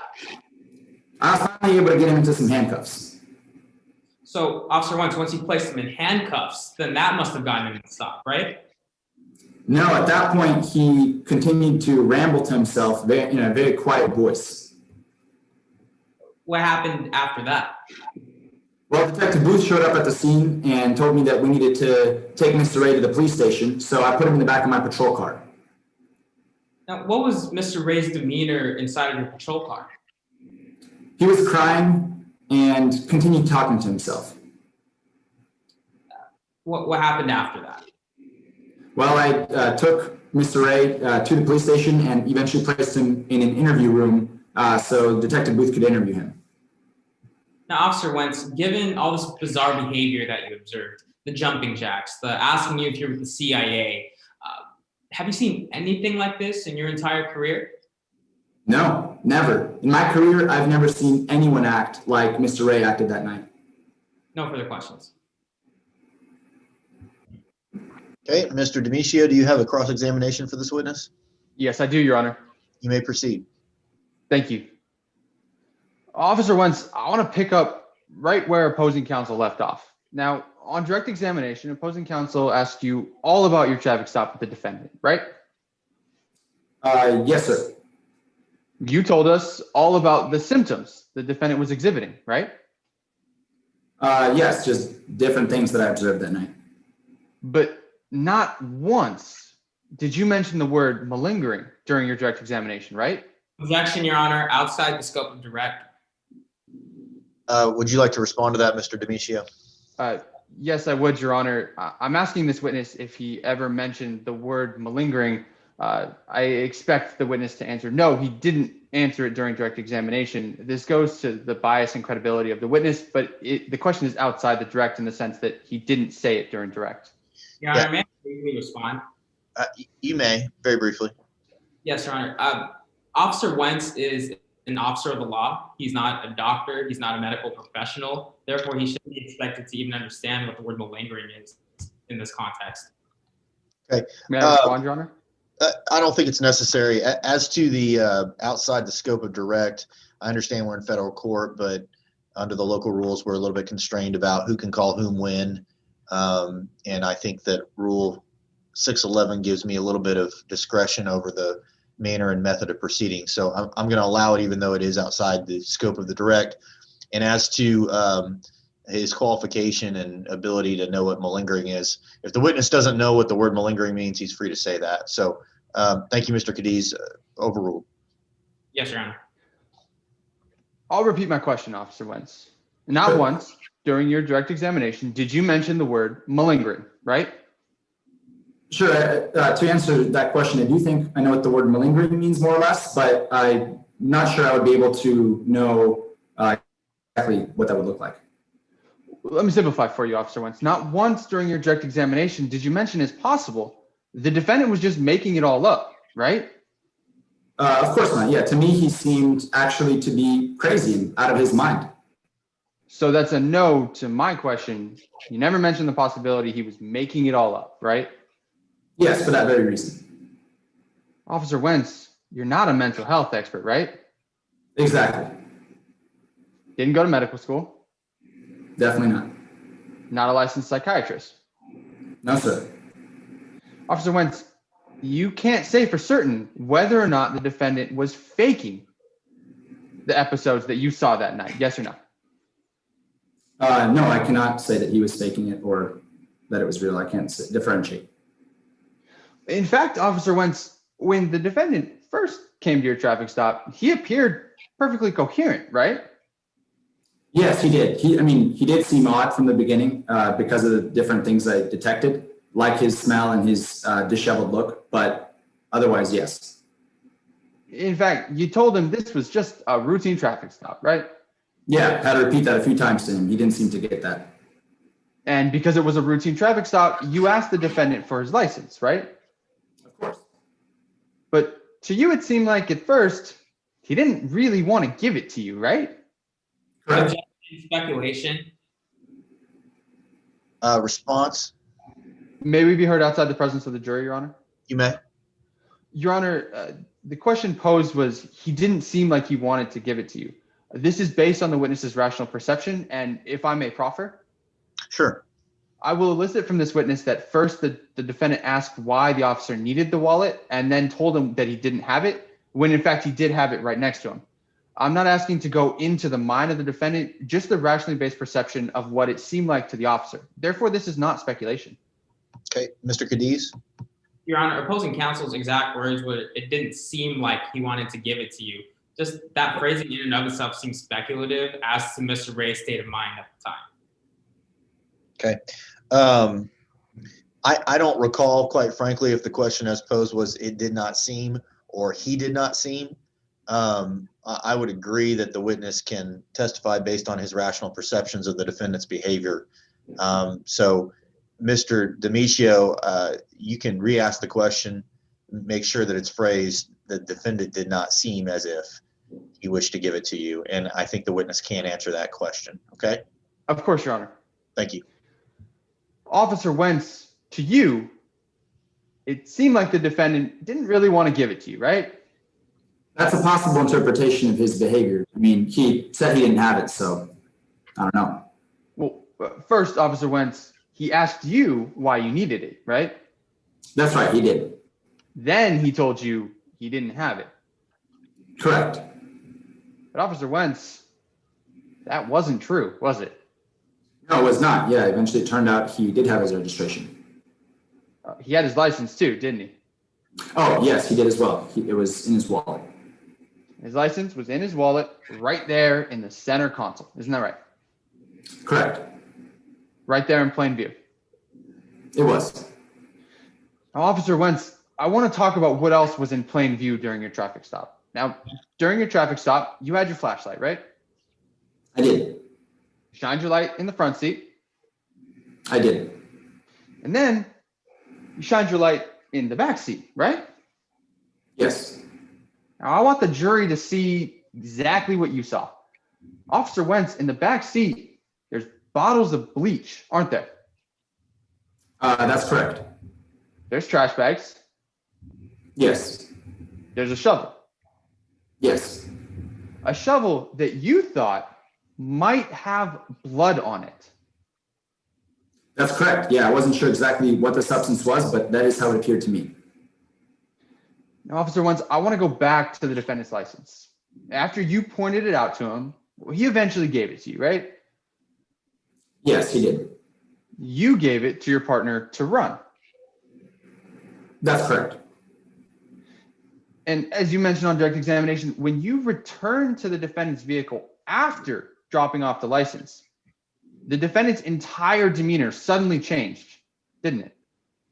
Yes, that's correct. I mean, he was acting odd from the beginning, but it continued to get odd throughout the night. Officer Wentz, let's focus on that. Now, you've caught people speeding before, right? Yes. Caught them red-handed? Yep. When you catch someone red-handed, they can make up some pretty crazy excuses to get out of trouble, can't they? Yeah, people try different things. People may do or say anything to get out of trouble sometimes, right? That's correct. Yeah. Lacks foundation. Response, Mr. Demisio? Your Honor, I'm asking the question based on the witness's experience as a patrol officer and his interactions with individuals that he's caught in the normal course of duties as a patrol officer. If the witness doesn't know or doesn't have the foundation, he can simply say so. Mr. Cadiz? Your Honor, the crux of this case is whether or not Mr. Ray was suffering from a mental health episode, more specifically schizophrenia. Mentioning anything about speeding tickets or pulling someone over, it just seems to be completely irrelevant in this case, especially in this context.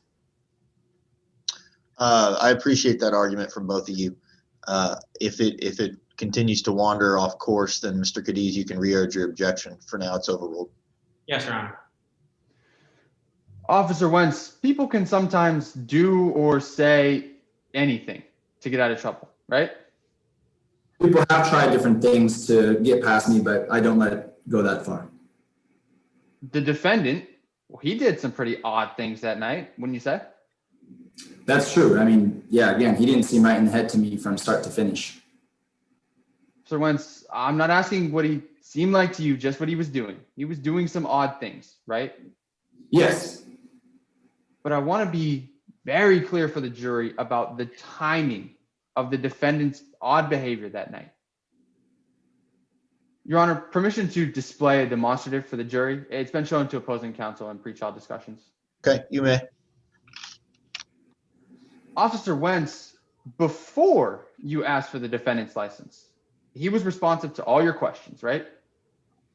Yes, more or less. He didn't answer all of them.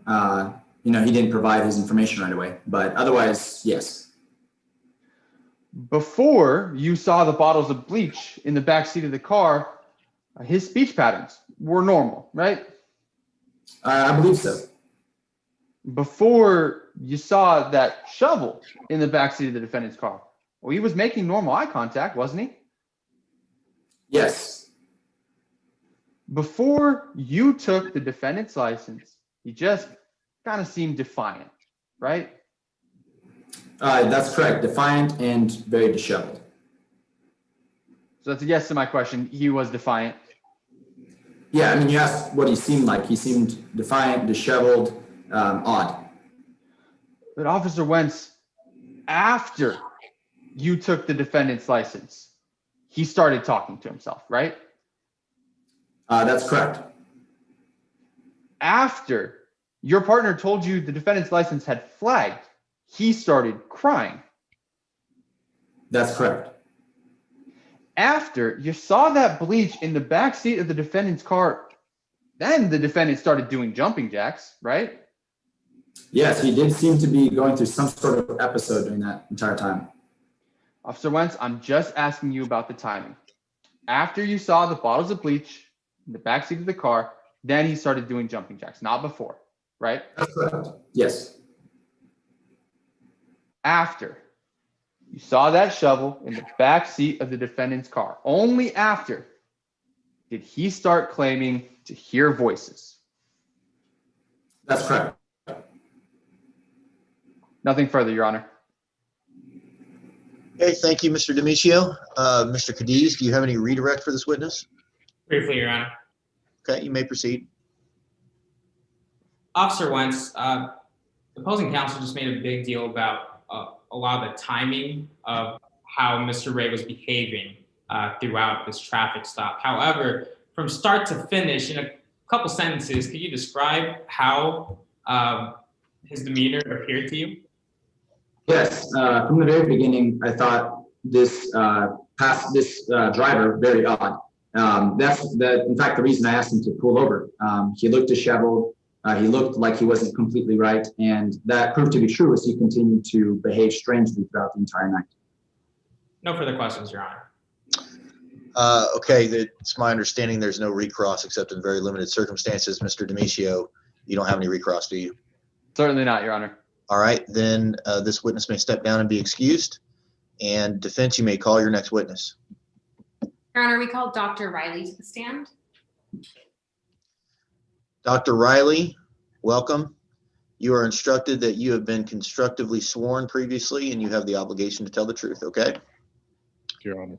You may proceed, Ms. Forster. Good afternoon, Dr. Riley. I'd like to start by letting the jury get to know you a little bit better. What do you do for a living? Good morning. I'm a forensic psychiatrist. I see and treat patients out of my own private practice right now. Now, Dr. Riley, how did you get involved in this case? Mr. Ray's attorneys contacted me in the summer, and they asked me to review his case and give an opinion as to whether or not he was experiencing a mental health disorder and to what extent. And have you come to an opinion on that issue? Yes, I have. Now, Dr. Riley, we'll get to that opinion in a moment. For now, let's focus on your background. Where did you go to college? I went to college at University of Notre Dame, got a degree in bio, and then I went on to med school. And after that? After my med school with the Uniformed Services University, I completed my psych residency and my fellowship in forensic psychiatry at Walter Reed. Dr. Riley, do you have any articles published in your field? Yes, I do. I have about 15 peer-reviewed articles, 2 of which deal with schizophrenia specifically. Have you ever testified as an expert witness before? Yes, ma'am. This would be number 26. Your Honor, we offer Dr. Riley as an expert in forensic psychiatry. Okay. For the prosecution, is there any reason why the court should not accept Dr. Riley as an expert in this field? No objection to that tendering, Your Honor. Okay, then he has been accepted by the court as an expert in the field of forensic psychiatry. You may proceed, Ms. Forster. Now, Dr. Riley, earlier you'd mentioned that you'd come to an opinion regarding Timothy Ray's mental state on October 17th, 2018. Specifically, what was that opinion? Objection, Your Honor. Lack of foundation. May I be heard? You may. Your Honor, we had no objection to the tendering of Dr. Riley as an expert. That goes to Rule 702A. However, prongs B, C, and D all have to be met before an expert is allowed to give his opinion. And we've heard nothing about what materials he reviewed, what methods he utilized, and whether he applied those methods to the facts and data of this case. Before that foundation is laid, an opinion is inadmissible. Ms. Forster, do you intend to lay that foundation for this opinion? Yes, Your Honor, we do. Okay. You may do so either before or after you ask Dr. Riley for his ultimate opinion. However, if it turns out that you later do not lay the foundation, I'm going to strike the opinion. So it'd be in your best interest to lay the foundation. Okay? Yes, Your Honor. You may proceed. Dr. Riley, again, what was the specific opinion you came to regarding Mr. Ray's mental state on October 17th, 2018? Well, it's my opinion that on October 17th, 2018, Mr. Ray was suffering from symptoms consistent with severe schizophrenia. I also believe this was exacerbated by his anxiety disorder and his depression at that time. Dr. Riley, do you hold that opinion to a reasonable degree of medical certainty? Yes, ma'am, I do. Now, I'd like to talk about your opinion and better understand it. So let's start at the beginning. Dr. Riley, what is schizophrenia? Well, schizophrenia is a neuropsychological disease. In layman's terms, it's a brain disorder. It causes people to lose touch with reality and suffer from delusions and hallucinations and things of that nature. Dr. Riley, is there a specific manual that you would rely upon when you're diagnosing someone with schizophrenia? Yes, there is. All trained psychiatrists and physicians alike use the Diagnostic and Statistical Manual of Mental Disorders, or the DSM. We use that it sets out criteria essentially of making correct diagnoses of all types of mental disorders. Your Honor, permission to publish Exhibit 17A and B for demonstrative purposes. Okay, any objection? I think we already showed the jury Exhibit 17A. For the prosecution, is there any objection, to showing the jury 17B? For demonstrative purposes, no, Your Honor. Okay, then Ms. Forster, you may show both 17A and 17B to the jury for demonstrative purposes only. Now, Dr. Riley, what are the specific symptoms that you would look for when diagnosing someone with schizophrenia according to the DSM-5? Well, the specific symptoms, counsel, would be, I characterize them as positive and negative symptoms. So for the positive symptoms, you have to look for 2 or more of the following for at least 1 month. That would be delusions, hallucinations, disorganized speech, and grossly disorganized behavior. You also have to look for the negative symptoms, like I said. That negative symptoms are things like inability to manage one's emotions, social phobias, and you also have to see if there's an impairment in someone's everyday life, whether it be in work, relationships, or self-care.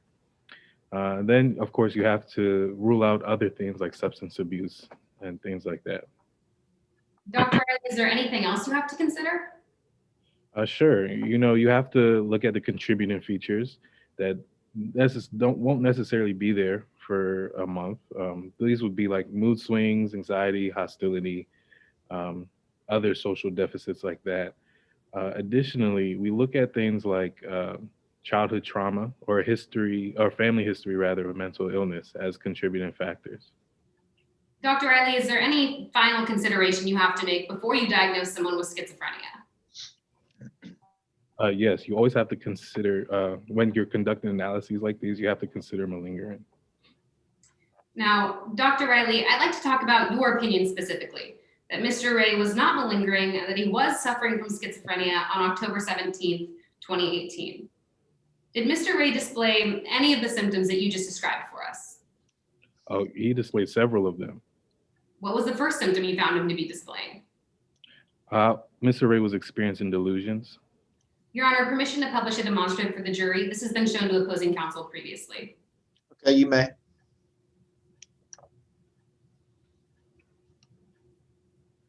Dr. Riley, how did you learn that Mr. Ray was experiencing these delusions? Well, I learned about this back when I was seeing him at Walter Reed in 2010. His commanding officer was saying that Mr. Ray had been seeing things for about a month and sleepwalking. Was there any significance behind the timing of these delusions? Well, certainly it goes squarely against the concern for malingering or faking it, because that happened 8 years prior to the incident at hand. Dr. Riley, is that the only time that Mr. Ray seemed to be experiencing delusions? No, he also experienced delusions when he visited his PCP, Dr. Giuseppe, in 2017. Mr. Ray had lashed out at her, accusing her of listening in on phone calls and calling her all sorts of obscenities. I believe Dr. Giuseppe also referred him to a psychiatrist to set up an appointment the next day.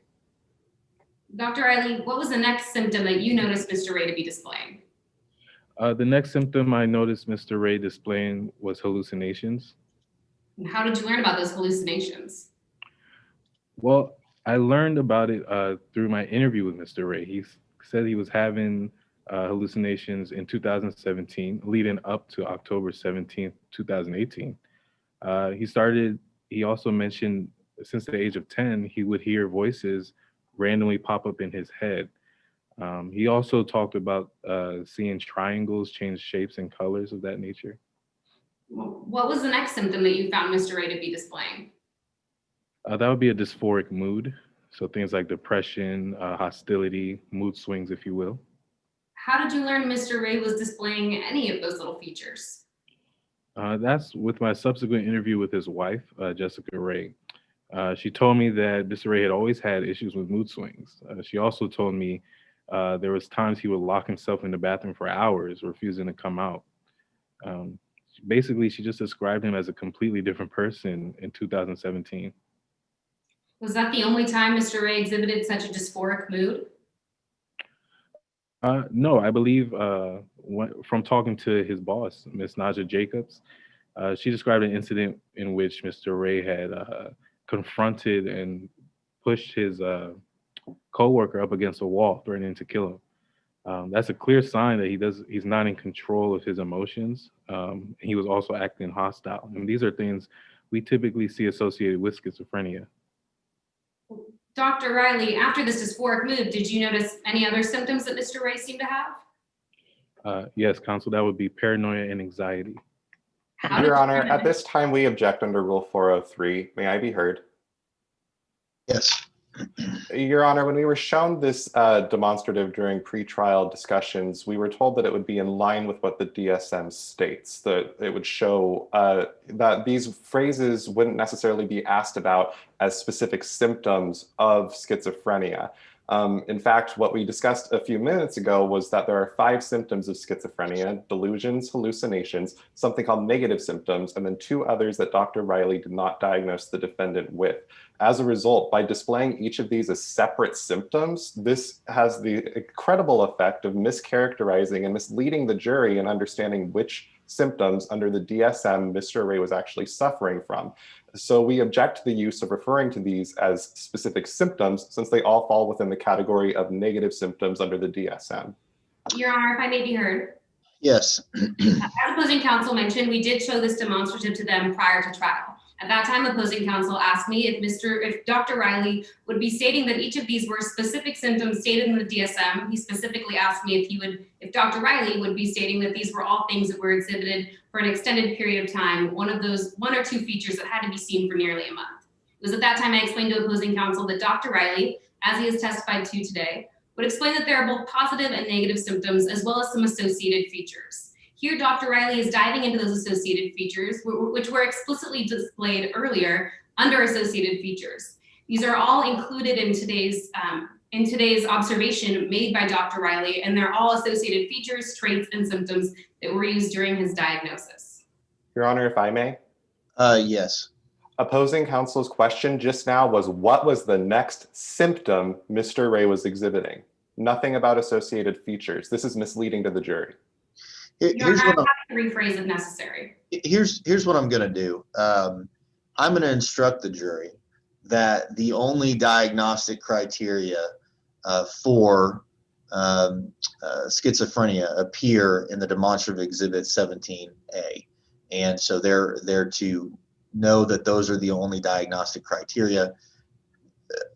Beyond that, I don't think this is necessarily a 704 or 403 issue that can't be resolved through cross-examination. So, Mr. Hitchcock, to the extent you want to take up this matter on cross, you're welcome to do so.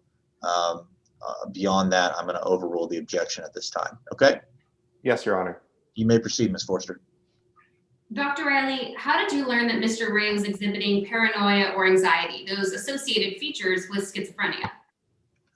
Yeah, well, both of those things were displayed at multiple times, including when Officer Wentz had stopped Mr. Ray at the sobriety checkpoint, and he was making comments about the CIA. And I believe those comments were also mentioned during his interview with Detective Booth. Dr. Riley, did you ever personally experience any of this paranoia or anxiety? Yes, during my recent interview with Mr. Ray, he believed there's a camera in the microwave. Dr. Riley, what was the next trait that Mr. Ray seemed to be exhibiting? Well, I look at the contributing factors. That would be history of mental illness in his family, as well as childhood trauma. How did you discover that Mr. Ray had a history of mental illness in the family or any childhood trauma? This was, I found this in my findings with talking with his father, Mr. Abe Ray. I learned that Mr. Ray's mother was in fact neglectful and cruel to Mr. Ray when he was a child, and that she was also herself institutionalized. Dr. Riley, what was the next trait you saw Mr. Ray displaying? Yes, I mentioned earlier associated symptoms like social cognition deficits, or in other words, social awkwardness. This was seen when Detective Booth mentioned that Mr. Ray was unable to sort of carry a conversation and was just socially awkward. Dr. Riley, this list, it looks pretty extensive, but is there anything else that you noticed? Yes, a hallmark to schizophrenic conditions is lack of self-care, and this was also evident per my review. Dr. Riley, did you ever consider if any of these things, if they were the product of an underlying medical condition or the effects of a substance? To the effects of a substance or another medical condition besides schizophrenia, it did not appear so, no. Did you ever consider if Mr. Ray was malingering? Well, yes, of course. And what was your conclusion there? Well, I mean, based on his lengthy history of symptomatic traits of schizophrenia, that happened before the current incident, in addition to the symptoms, we discussed earlier that usually are associated with schizophrenia, I concluded he was not malingering. Now, Dr. Riley, well, given all of those observations that you just stated, what was your specific opinion given of Mr. Ray's mental state on October 17th, 2018? Well, it's my opinion that on that day, Mr. Ray was suffering from symptoms consistent with severe schizophrenia. How did you come to that opinion? Well, in addition to the traits we've discussed in detail, I believe Mr. Ray also explained his delusion and paranoid motivation as to even being able to kill his son, Nathan. Dr. Riley, when someone is experiencing those traits and symptoms, when they're paranoid and delusional, when they're in the middle of a schizophrenic episode, is that a person able to tell right from wrong? Objection goes to the ultimate issue, Rule 704. Your Honor, if I may be heard. You may. It's widely accepted that hypothetical questions are permitted, especially when the facts of the hypothetical question align perfectly with the facts that are presented on the record as they are here. Dr. Riley is not opining as to whether Mr. Ray could tell right from wrong, rather he's opining as to whether a hypothetical person would be able to do so.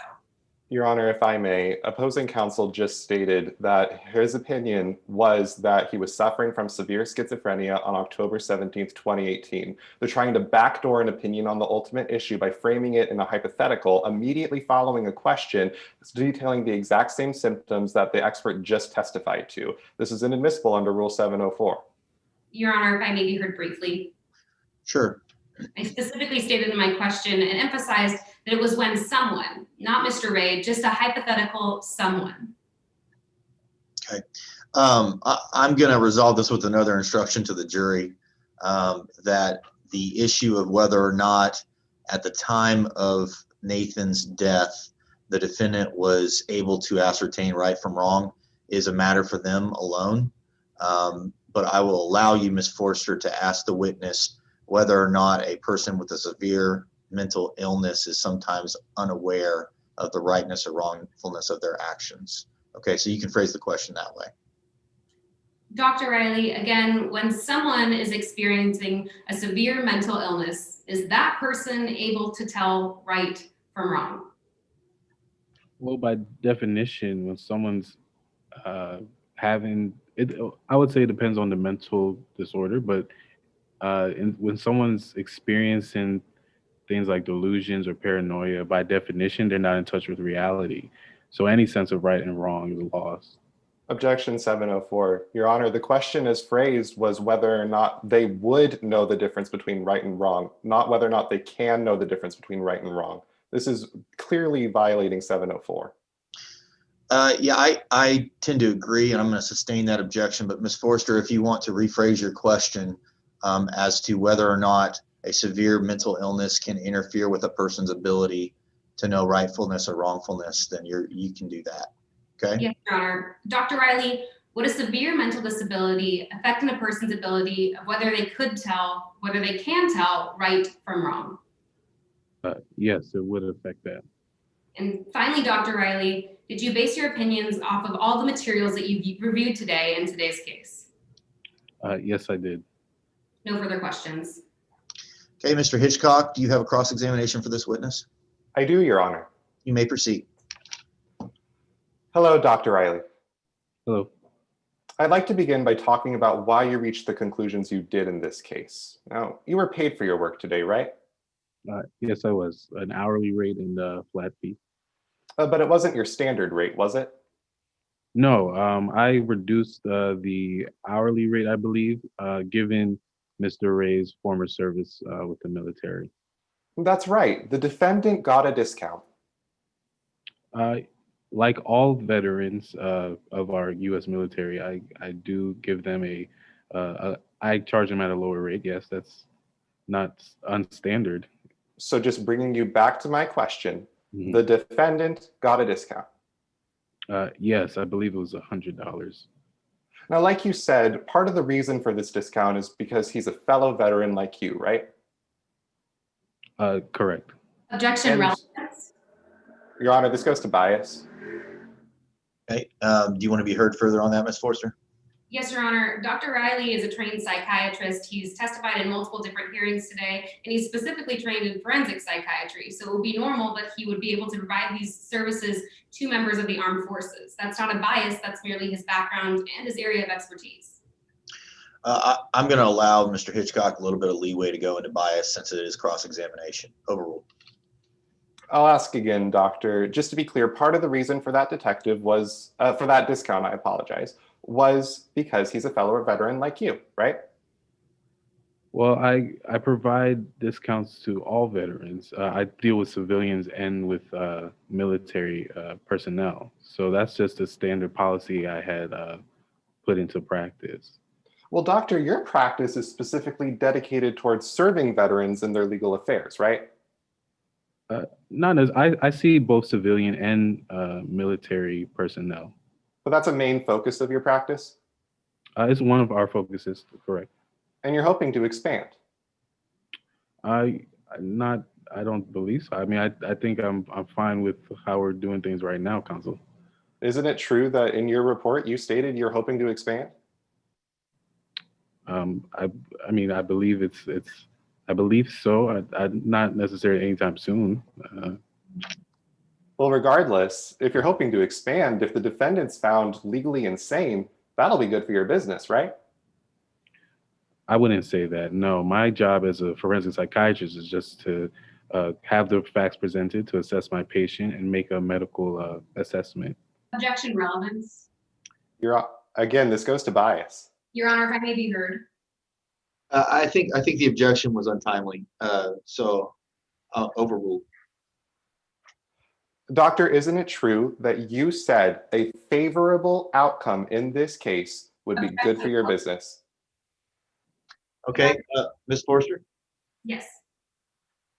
you may be heard. Your Honor, here the opposing counsel is asking Dr. Riley about his future plans in the business once again. Dr. Riley's future employment, the future of his practice, doesn't rest solely on this case like opposing counsel is out to make it seem. Dr. Riley's future practice has nothing to do with the current case at hand, with his opinion on this issue. While opposing counsel would like to frame Dr. Riley as someone who is out to create a successful result in this case in order to have a successful practice, Dr. Riley's already admitted that he has a very successful practice and he has no bias in this case. He's merely serving a constituent in the area that he has expertise in. So is the legal basis of your objection relevance? Yes, Your Honor. All right, Mr. Hitchcock, response to relevance. Your Honor, bias is always relevant. And despite what opposing counsel just said, it's not for opposing counsel to determine whether or not their own witness is biased. It's up for the jury to weigh the bias that this witness might have. Additionally, I'm trying to control the witness and get him to agree to something that he had previously stated in his report, specifically that a favorable outcome in this case would be good for his business. If that's not evidence the jury should consider when weighing the weight of Dr. Riley's testimony, when he's the only expert who ever diagnosed the defendant with schizophrenia, I don't know what is. All right, Ms. Forster, you get final word. Again, Your Honor, questions as to Dr. Riley's bias are relevant. However, the future of his practice, while his comments may have been made during his overall investigation, the idea that opposing counsel is trying to bring up to the jury is that Dr. Riley's practice hinges on the decision of that case. That's a mischaracterization of the facts, and it's a mischaracterization of what Dr. Riley truly stated in his report. Okay, thank you both for that argument. Ms. Forster, your objection is overruled, but Mr. Hitchcock, please put a bow on this line of questioning quickly. It's the last question, Your Honor. Doctor, isn't it true that you stated a favorable outcome in this case is good for your business? Yes or no? Well, yes, but that was just an observation. It wasn't motivation by my clinical diagnosis, if that's what you're All right, doctor. Well, let's talk about your clinical diagnosis then. You diagnosed the defendant with schizophrenia, right? Yes. And you're the first doctor to make this diagnosis. I believe so. But through your thorough work in this case, you reviewed Mr. Ray's medical history, right? Yeah, correct. So you know that you're not the only doctor that Mr. Ray's ever seen. That's correct. Your Honor, permission to start displaying a timeline demonstrative that will be built from further testimony. Okay, you may proceed. So in 2010, when Mr. Ray was in the military, you evaluated him, right? Yes. And then after he got out of the military in 2010 or 2011, that's when he first saw Dr. Di Giuseppe. I believe so, yes. He saw Dr. Di Giuseppe again in 2014. Yes. And again in 2016 or 2017. I believe so, yes. Then in October of 2018, that's when the defendant strangled his son, right? Yes. As of October 2018, the defendant had not been diagnosed with schizophrenia. Well, counsel, the thing about schizophrenia is it's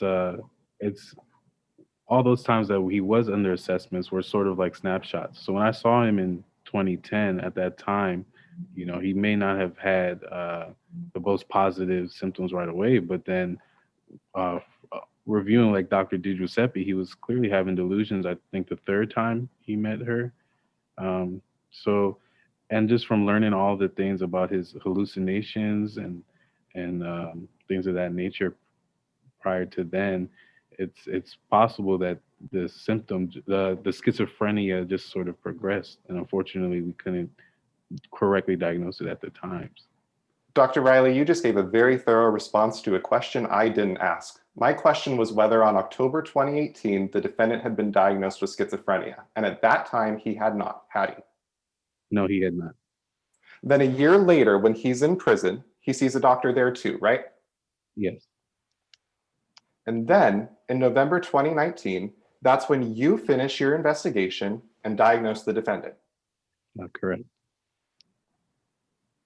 This diagnosis comes more than a year after the defendant had been charged with murdering his son. Yeah, my diagnosis was based off of the progression of his schizophrenic symptoms. So that's a yes to my question. The timing of your diagnosis was more than a year after he was charged with murdering his son. Yes. And doctor, as we've just discussed, you're aware that he was seen at least 5 times by medical professionals before your diagnosis. That is correct. Now, doctor, you've been in your field for a while now, right? Yes, I have. You've been practicing for decades. Yeah, it's been a while, yes. You know that any good doctor, before jumping to conclusions, you make sure to review the evidence, right? That is correct, yes.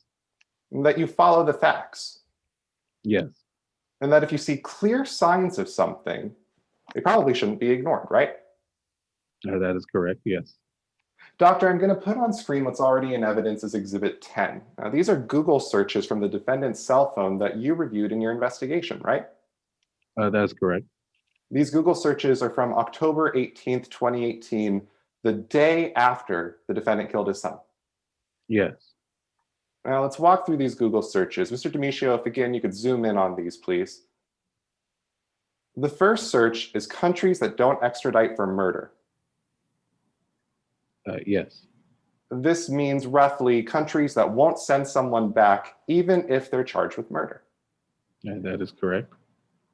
The second search is how to get rid of a body. Yes. You know that in this case, the defendant put his son's body in a trash bag and buried him in a park. Yes, I believe after his schizophrenic episode, he proceeded in that manner, yes. So that's a yes to my question. The defendant got rid of his son's body by putting him in a trash bag and burying him in a park. Yes, correct. The last search is whether bleach will destroy a body, right? Right. That is you true. know when the defendant was arrested that bleach was found in his car. Yes, I'm aware. Now, doctor, I want to talk a little bit about whether the defendant could just be making all this up. Yes or no? A schizophrenia diagnosis is more reliable if it's made before a crime occurs. I would say generally in most cases, yes, but I think I have to. It's a little hard for me to answer the question just because the case is rather unique. Well, you'd agree that the timing of a diagnosis, it does matter, right? Oh, well, yes, most certainly. It matters because sometimes people can start faking symptoms. Yes, that is a possibility. This faking symptoms is known in your field as malingering. Yes, when there's an external reason to. Yes. Let's talk about some of those reasons. One factor to look for when determining whether someone's malingering is factual discrepancies, right? Yeah, these are situations where either the defendant's story doesn't add up or it doesn't match other evidence in a case. Yeah, but one interpretation is certain. It could be a memory lapse. Doctor, I'm not asking about memory lapses. I'm just focusing on what factual discrepancies are. And factual discrepancies are where the defendant's story doesn't line up or it doesn't add up with other evidence in the case, right? Right. Now, in this case, when you interviewed the defendant, he told you that his son smashed his laptop, right? Yeah, that's correct. In reality, it was destroyed with spilled juice. Yes, I believe so. Additionally, the defendant told you that he killed his son in the kitchen, right? Yes, he did mention that. But that's not true, is it? No, I believe he sort of had a confabulation from not really remembering what was going on at that time.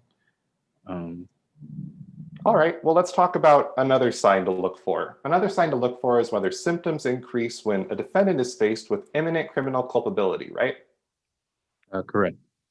Now, when you were conducting your clinical interview with Mr. Ray, you pointed out the factual inconsistency about the laptop, didn't you? Yes, I did. And after that, the defendant became angry. Yeah, he became hostile. Things things that I think are usually associated with schizophrenia. Well, I just want to focus on the timing, doctor. It was after that he accused you of being a government agent, right? Yes, yes, another delusion. And as you mentioned on direct examination, it was after that he accused you of having a camera in your microwave. I believe so, yes. But of course, doctor, you concluded that the defendant isn't making this up. Well, yeah, I mean, I considered all the other delusions and abnormal behavior prior to, the unfortunate killing of Nathan Ray.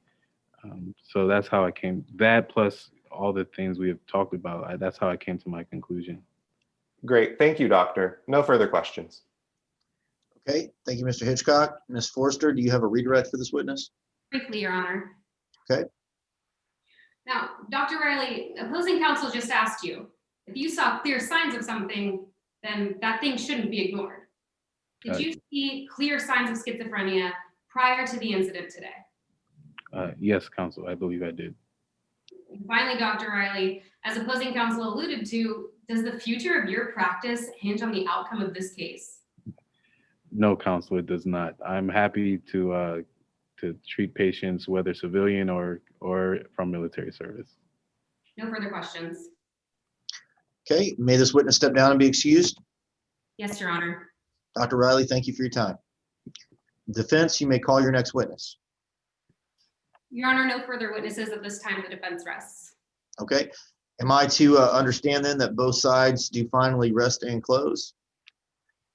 Yes, Your Honor. No rebuttal witnesses in this jurisdiction. Okay. Then in that case, I suggest we do a time check over a tight 5-minute break and come back for closing argument. Any objections? No objection. All right. Let's be back. I have it as approximately 1:10 Eastern. Let's be back at 1:15 Eastern. Okay.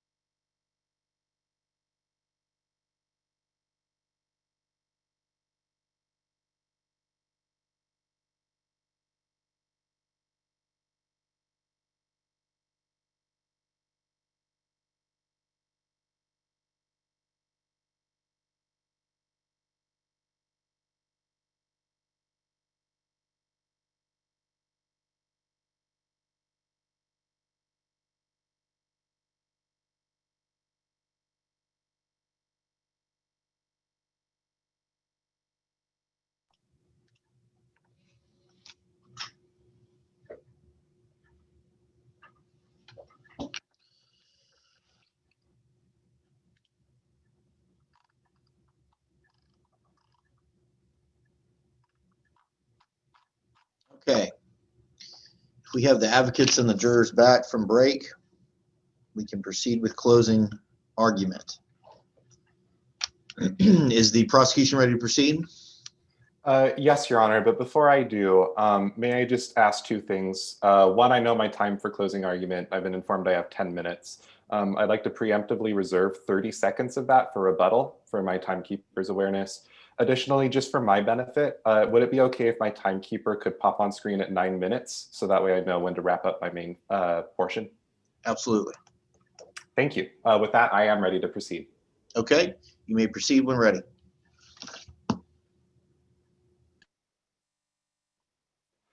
He couldn't cover it up, so he made this up. Members of the jury, this is Nathan Ray. He loved to play soccer almost as much as he loved to smile. Like most 6-year-olds, he'd spend his days in the first grade and his nights running wild around the house. He was innocent, full of promise, and he had a whole lot of life left to live. School dances, graduations, getting his driver's license, college admissions, getting that big envelope in the mail. His first crush falling in love, traveling the world, maybe even having a 6-year-old of his own. But he'll never get it. He's gone. Because on October 18th, 2018, Nathan was killed. And it wasn't a tragic accident. He was strangled, murdered. And the man who did it, his father, the defendant, isn't even owning up to what he did. Instead, he's hiding behind a wall of lies, hoping some excuse he just made up will keep him hidden. He couldn't cover it up, so he made this up. Today, we've charged the defendant with first-degree murder, and with this charge comes a burden of proof. We had to prove beyond a reasonable doubt that the defendant intentionally killed his son. But members of the jury, there really is no doubt that Nathan died at his father's hands. The defendant confessed. And we also know that this was intentional because we know what the day of the murder looked like. On that day, the defendant left his son's bedroom to go grab the murder weapon, a belt. And as he walked back, step after step after step, well, he could have stopped. He could have put the belt back. He could have let his son live. But he didn't. Instead, he returned to his son's room, wrapped the belt around his son's neck, and pulled until his son took his last breath. That's premeditation. So why are we here? Well, we're here because the defendant is desperate to get away with murder, so desperate that he started making up symptoms to try and get off the hook. But it's not that easy, because now the burden is on the defense. They had to prove by clear and convincing evidence that he was legally insane when he strangled his son, meaning he didn't know right from wrong when he wrapped that belt around his 6-year-old's neck. This means it's not enough for him to show that he may have been insane or even that he probably was. No, clear and convincing evidence requires much more than that. Enough evidence to make his insanity defense highly and substantially more likely true than not. This is the same standard we use when deciding if children need to be taken away from their parents. It's not something to be taken lightly, and it's a burden the defendant failed to meet for 3 reasons. 1, he killed his son. 2, he tried to cover it up. And 3, when all else failed, he made this up. I've already talked about how he strangled Nathan, so now I'm going to focus on how he tried to cover it up. We know what the defendant was thinking from these Google searches. Not calling 911, not trying to resuscitate him, not taking him to a hospital. No, just shove him in a body bag and bury him in a park. Now, the defense wants you to think that he didn't know right from wrong when he was doing this, but ask yourselves, if that's true, why would he look these things up? Why would he look up how to get rid of a body? Why would he look up countries that don't extradite for murder? Why would he know that what he had done was murder? If he was insane, he wouldn't. The only logical explanation was that the defendant was trying to get away with it. But when Officer Wentz shone that flashlight on the back seat and the bleach and bloody shovel and trash bags were on his 6-year-old son's car seat, he knew he couldn't cover it up. So that brings me to point number 3. When all else fails, he made this up. In this case, the defendant got a schizophrenia diagnosis. But unfortunately for the defendant, when we zoom in on this diagnosis, we see that it's covered in red flags. Red flag number 1 is the timing. Dr. Riley, the defendant's expert, diagnosed him with schizophrenia in November 2019. But you know who contradicts that diagnosis? Every other doctor that had seen him before then, including Dr. Riley himself. Because there was a visit in 2010, no schizophrenia diagnosis. Visit with 2011, no schizophrenia. 2014, no schizophrenia. 2017, no schizophrenia. He kills his son in October 2018. No schizophrenia yet. A year later, he sees a doctor in prison. No schizophrenia diagnosis there either. So ask yourselves, what's more likely? That all of these doctors missed the signs? Or that the defendant made this up? Red flag number 2 is that the defendant can't get his story straight. You heard from Dr. Riley that even small factual discrepancies can be strong signs of malingering. What do we have? We have that the defendant told him his laptop was smashed, but we know that's not true. Destroyed with spilled juice. But that's not the big issue. No, the big issue is that the defendant can't even get where he killed his son right. He tells the doctor that he killed his son in the kitchen, but we know that's not true. Exhibit 27, the belt, the murder weapon, it was recovered in his son's bedroom. That's where he confessed to killing his son to the detective. So if even the smallest of factual inconsistencies are strong evidence of malingering, well, what does being wrong about where he killed his son show? It shows that he made this up. Red flag number 3 is that his symptoms are just as inconsistent as his story. Take Officer Wentz, for example. You heard when the defendant was initially pulled over, it was totally fine, normal traffic stop. It was only after he was asked for his license, after that flashlight was shown in the back seat, that he started experiencing his schizophrenic symptoms, jumping jacks. Or take Detective Booth, for example. You heard the defendant was acting normally until after he was placed in an interrogation room, after he was booked, processed, and questioned about his missing dead son. Even Dr. Riley. Dr. Riley came before you and told you, oh yeah, the defendant has schizophrenia. He accused me of having a camera in my microwave. But when did he do that? After Dr. Riley called him out on the factual inconsistency, after he knew he had been caught. The defendant was schizophrenic when and only when it served him to be. But when you can turn on and turn off your symptoms like a light switch, that's not crazy. That's convenient. He made this up. Members of the jury, fathers are supposed to love their child. They're supposed to pick them up when they fall down, to make them laugh and feel supported. They're supposed to protect them from the evils in our world, not be the evil their child needed protection from. When you go back to deliberate, think about Nathan. Think about what the defendant did to him and give this boy justice. We ask that you find the defendant guilty of murder. Thank you. Okay, thank you, Mr. Hitchcock. Ms. Forster, your closing argument.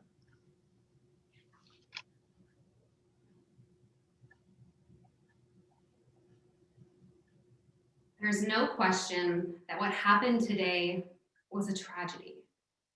And when a tragedy like this happens, it's normal to want to find someone to blame. But today, we have to make the difficult decision to look beyond this tragedy. Because your job here today, it's not to do the easy thing. It's to do the right thing. And sometimes the right thing is the hardest thing to do. You just heard the prosecution get up here and they told you that what they want you to do is rely on your emotions, to just react. But that's not your job here today.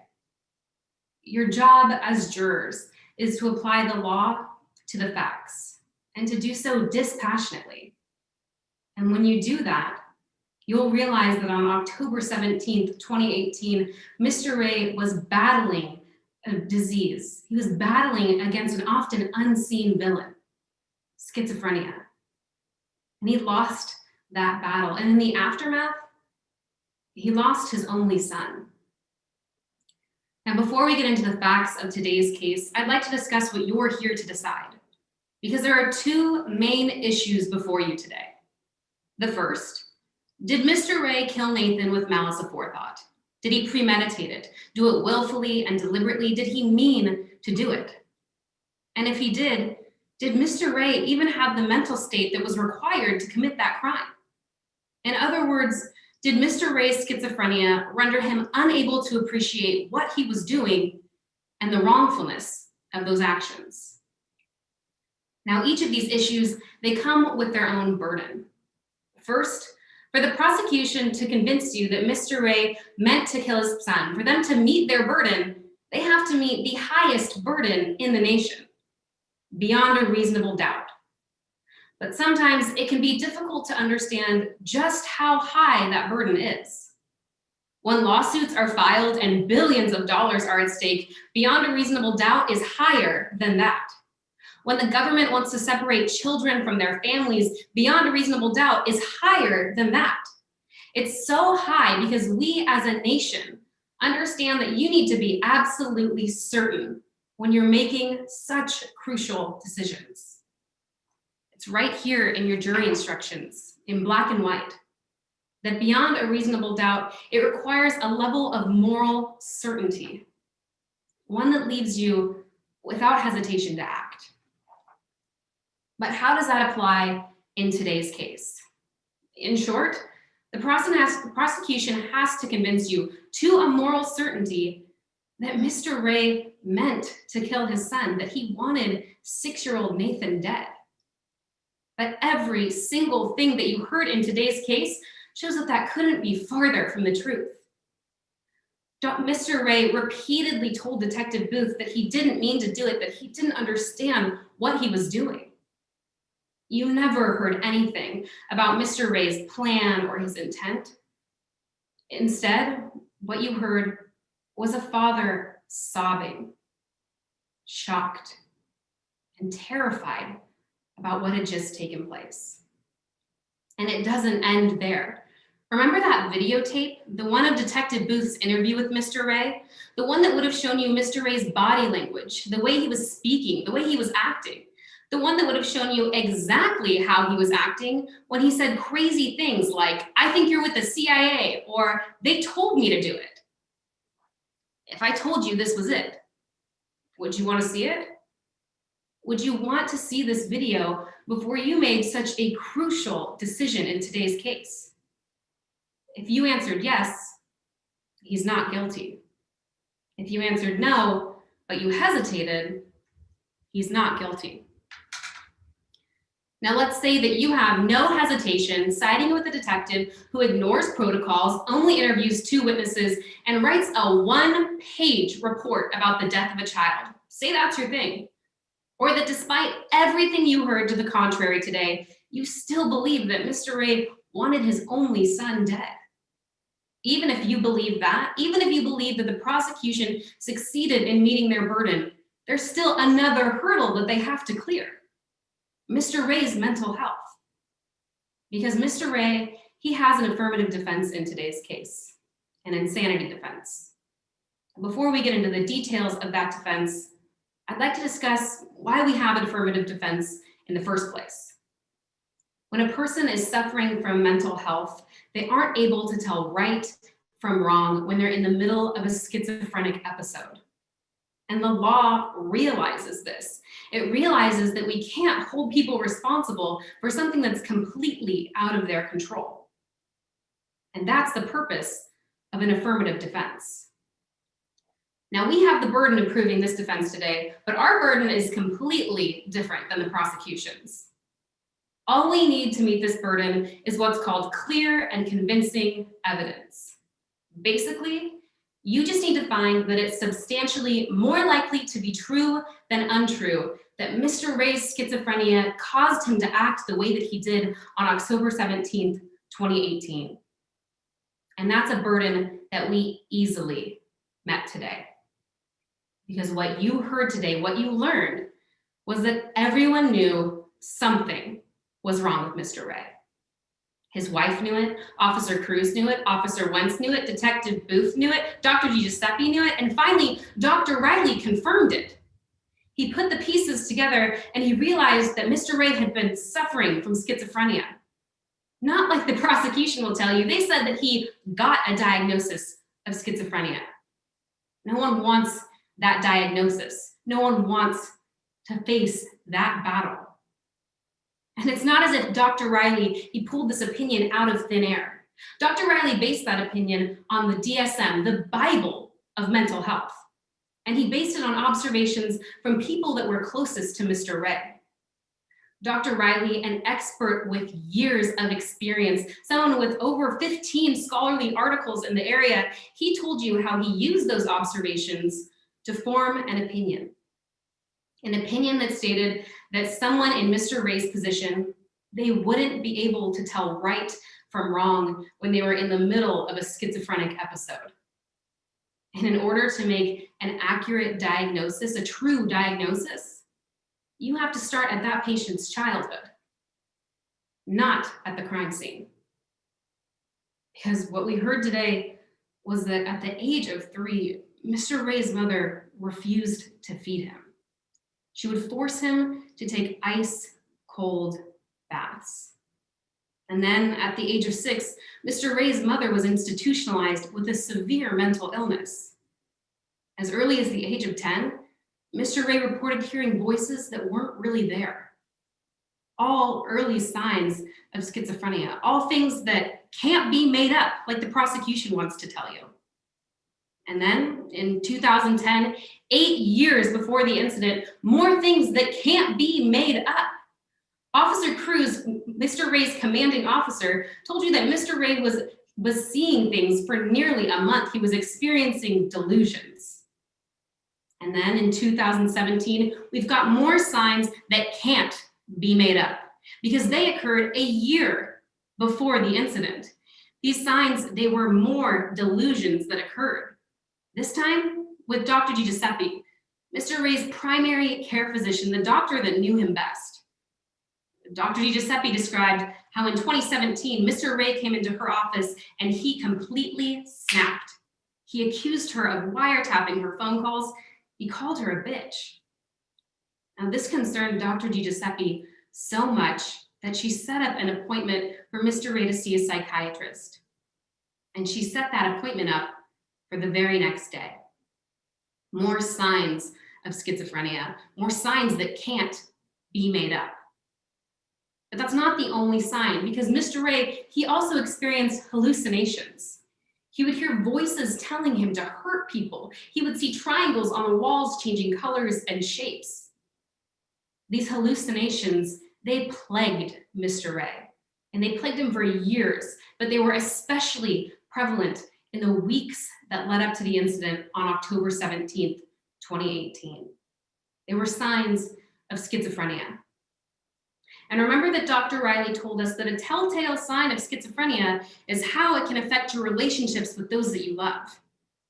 Jessica Ray, Mr. Ray's wife, described to you Mr. Ray's dysphoric mood, how he would go from being completely fine to crying uncontrollably the next minute, how he would lock himself in the bathroom for hours, refusing to come out. Jessica Ray described her husband as a completely different person in the years leading up to the incident. More signs of schizophrenia, more signs that can't be made up years before the incident. And this time, they're provided by the person closest to Mr. Ray, provided by his wife. Now remember, another sign of schizophrenia is that it might affect your area of employment. Well, remember Ms. Jacobs, Mr. Ray's employer, who described Mr. Ray's mood swings? How one day he grabbed an employee, threw him against a wall, threatened to kill him, all because this employee wasn't listening. This dysphoric mood, these mood swings, these violent outbursts, they're all signs that point to something being wrong under the surface. They're all signs that point to schizophrenia. Signs that can't be made up before the incident. And even on the day that Mr. Ray was arrested, Officer Wentz saw it too. Mr. Ray arrived at that checkpoint and he was completely paranoid. He was frantic, disheveled. He was talking about the CIA, saying that they were out to get him. Officer Wentz had never seen anything like this before in his entire career. They were signs of schizophrenia. And even Detective Booth was forced to admit that he'd noticed traits of schizophrenia well before the incident. The prosecution's own witness told you these were signs that couldn't be made up. They occurred well before the incident on October 17th, 2018. Mr. Ray was disheveled, dirty, socially awkward. They could barely carry on a conversation. Because the fact of the matter is that everyone noticed something. They mentioned something or noticed a trait that aligned itself with a diagnosis of schizophrenia. And that's exactly why that video was so important. That video wouldn't have been, as Detective Booth likes to say, a waste of everyone's time. Because that video would have shown you exactly how Mr. Ray was acting on the day of October 17th, 2018. That video, it would have shown you everything. But let's say that you believe the prosecution, even though their entire case relies on the faulty opinions of a doctor who until today had never even testified as an expert in schizophrenia. She'd never even written an article on the topic. The prosecution wants you to believe that Mr. Ray is guilty because of what he did or said after the incident. But even Dr. LaGreca was forced to admit that those signs, those symptoms and traits that Mr. Ray displayed, they align with a diagnosis of schizophrenia. But you might be thinking to yourself, if that's true, wouldn't we see more? A prior diagnosis, something? But remember that Dr. Riley told you that's an oversimplification of how this terrible disease works, because it often goes unnoticed until it's too late.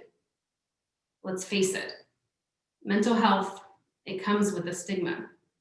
The prosecution told you all about it just now during their close. They told you that you're just making it up. People think that you don't fit in, just like Detective Booth told us. So it makes sense that Mr. Ray wouldn't have been completely upfront with his symptoms, especially when he was in the machismo environment of the Army, that he wouldn't have gone around telling people that he was hearing and seeing things that weren't really there. It takes those we love. It takes them and it turns them into someone we can't even recognize.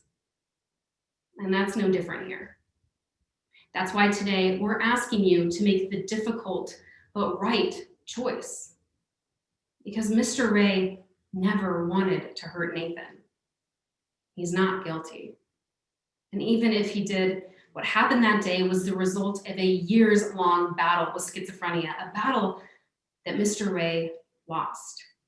And as our justice system provides, as much as you may want to, you cannot hold someone responsible for things that are out of their control.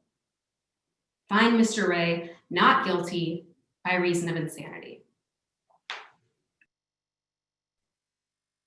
Okay, Mr. Hitchcock, rebuttal. Yes, Your Honor. Now, opposing counsel just came before you and implied that we aren't taking mental health seriously. And that can't be further from the truth. Everybody here recognizes that mental illness is a serious thing. It affects millions of people. But the defendant is not mentally ill. What he did was sick. It doesn't mean he is. Because the defendant's burden The defendant's hurdle was to prove to you by clear and convincing evidence. And when their burden, their evidence is coincidence after coincidence after coincidence, it just so happened that he hadn't been diagnosed. It just so happened that all the symptoms he claimed he was experiencing weren't reported until after killing his son. It just so happened that only one doctor decided that he had schizophrenia. Coincidence after coincidence after coincidence is not clear and convincing. It's a con. The fact of the matter is, he killed his son, then he tried to cover it up. And when that didn't work, he made this up. It's not enough to get away with murder. Find him guilty. Thank you both. Now, members of the jury, evidence and argument has finally closed. And with that, I will submit the case to your good judgment. If our jurors can please fill out their ballots and submit them to our tournament director, and let me know in the chat whenever that's completed. I'll give you guys the go ahead and let you know once all the ballots are in. Thanks, everyone. Thanks, Phil.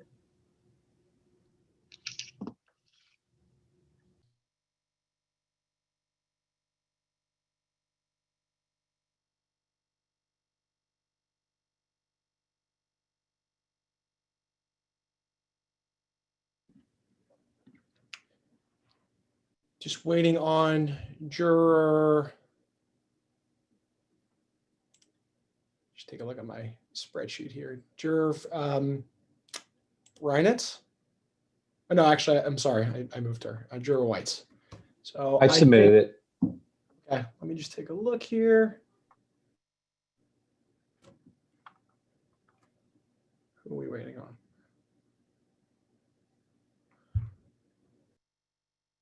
One second.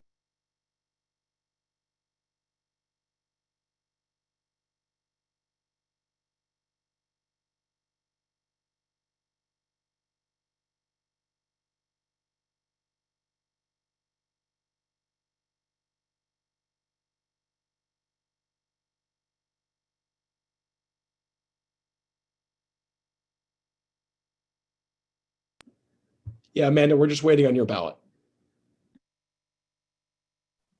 I submitted mine.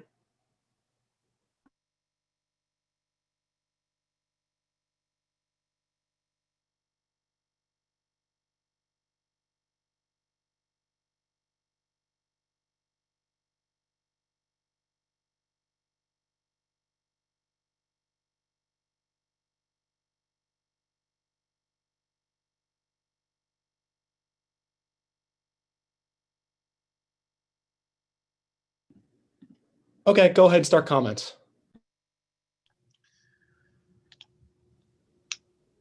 Okay, great job, guys. You can be proud of yourselves.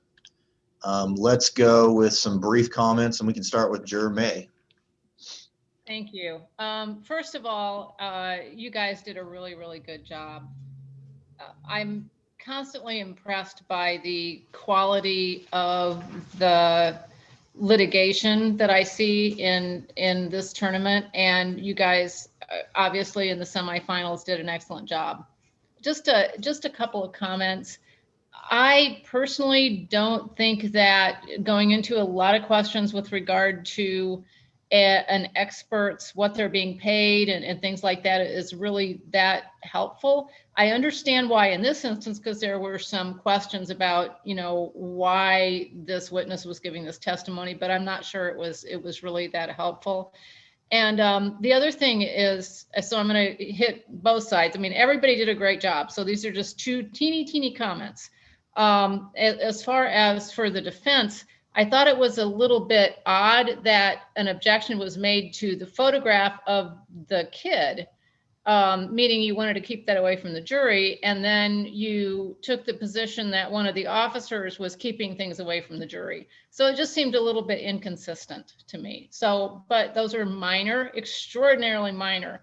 And if anything I say is opposite than what your coaches tell you, ignore me. But anyway, excellent job. I really want to know what happens in this. So, Thank you, Judge. Juror Reeves.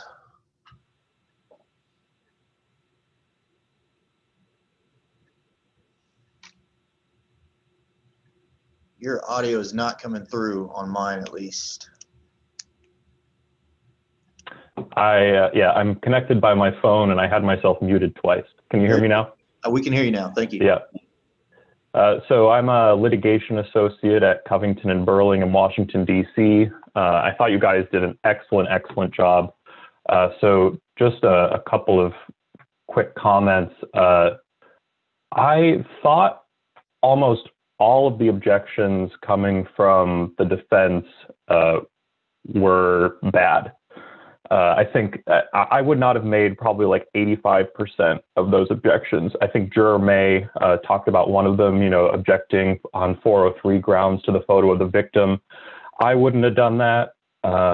There were some objections on relevance to what was clearly, bias on the part of the expert witness. I wouldn't have made those. I think you should only make objections where you think you actually have a colorable chance of winning. Otherwise, one general comment for both teams, I thought you both did a really nice job coordinating on your use of demonstratives. You were clearly coordinating with your teammates, which was really impressive. Prosecution in particular, I thought your demonstratives were very well made. I'm assuming you made them yourselves and they weren't provided with the case materials. I thought they looked really slick and professional. Okay, thank you, Juror Reeves. Juror Renitz, or Juror Whites we've got next. Hi, guys. My name's Eric White. I've been trying cases for almost 30 years based out of Philadelphia. I've had the good fortune of trying cases all around the country. And I can tell you that you guys far surpass most advocates that you will meet out in the field. I know a lot of people say it, but it's true. I think it's also important to know that, for instance, different strokes for different folks. I heard what Mr. Reeves said, and it's wise advice that he gave you. But I would suggest maybe on the other side, sometimes you make objections because you're trying to knock the other side off. You're trying to distract. In that regard, there are two pieces of advice I have for all four of you all together. Number one, be very cognizant, and the judge made a big point of this at the beginning, and I know you guys have faced it, which objections you're going to argue in front of the jury and which ones you're going to argue at sidebar. Because you may have a wonderful objection, but the other side might have an even better zinger that's coming back in front of the jury. So be cognizant of that and don't ever underestimate your opposition. That's number one.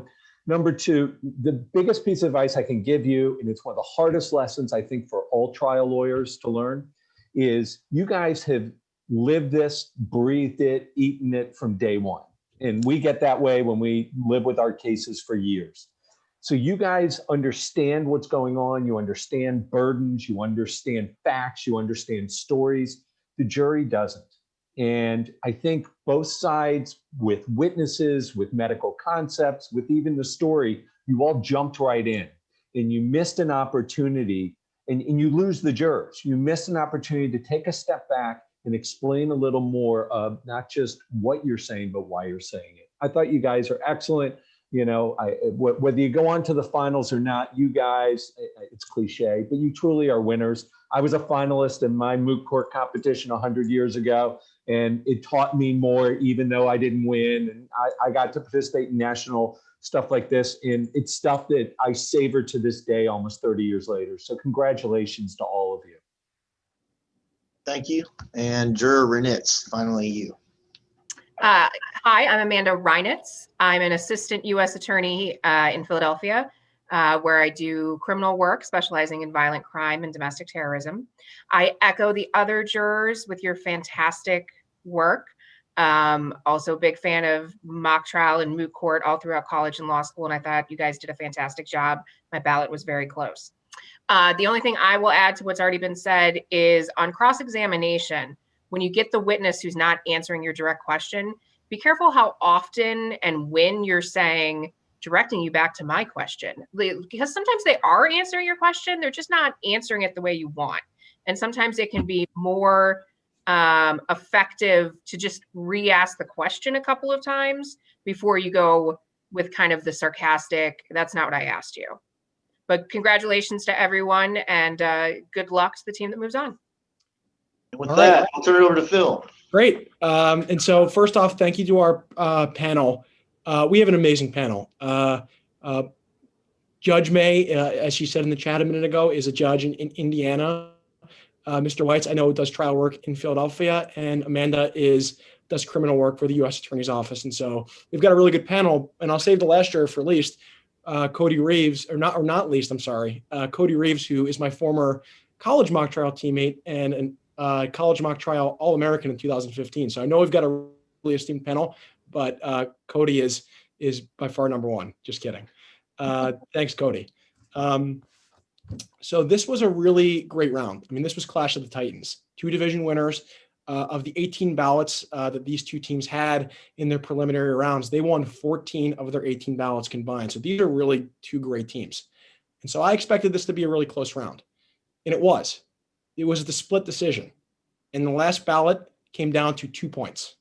It was a 2-point difference on the deciding ballot.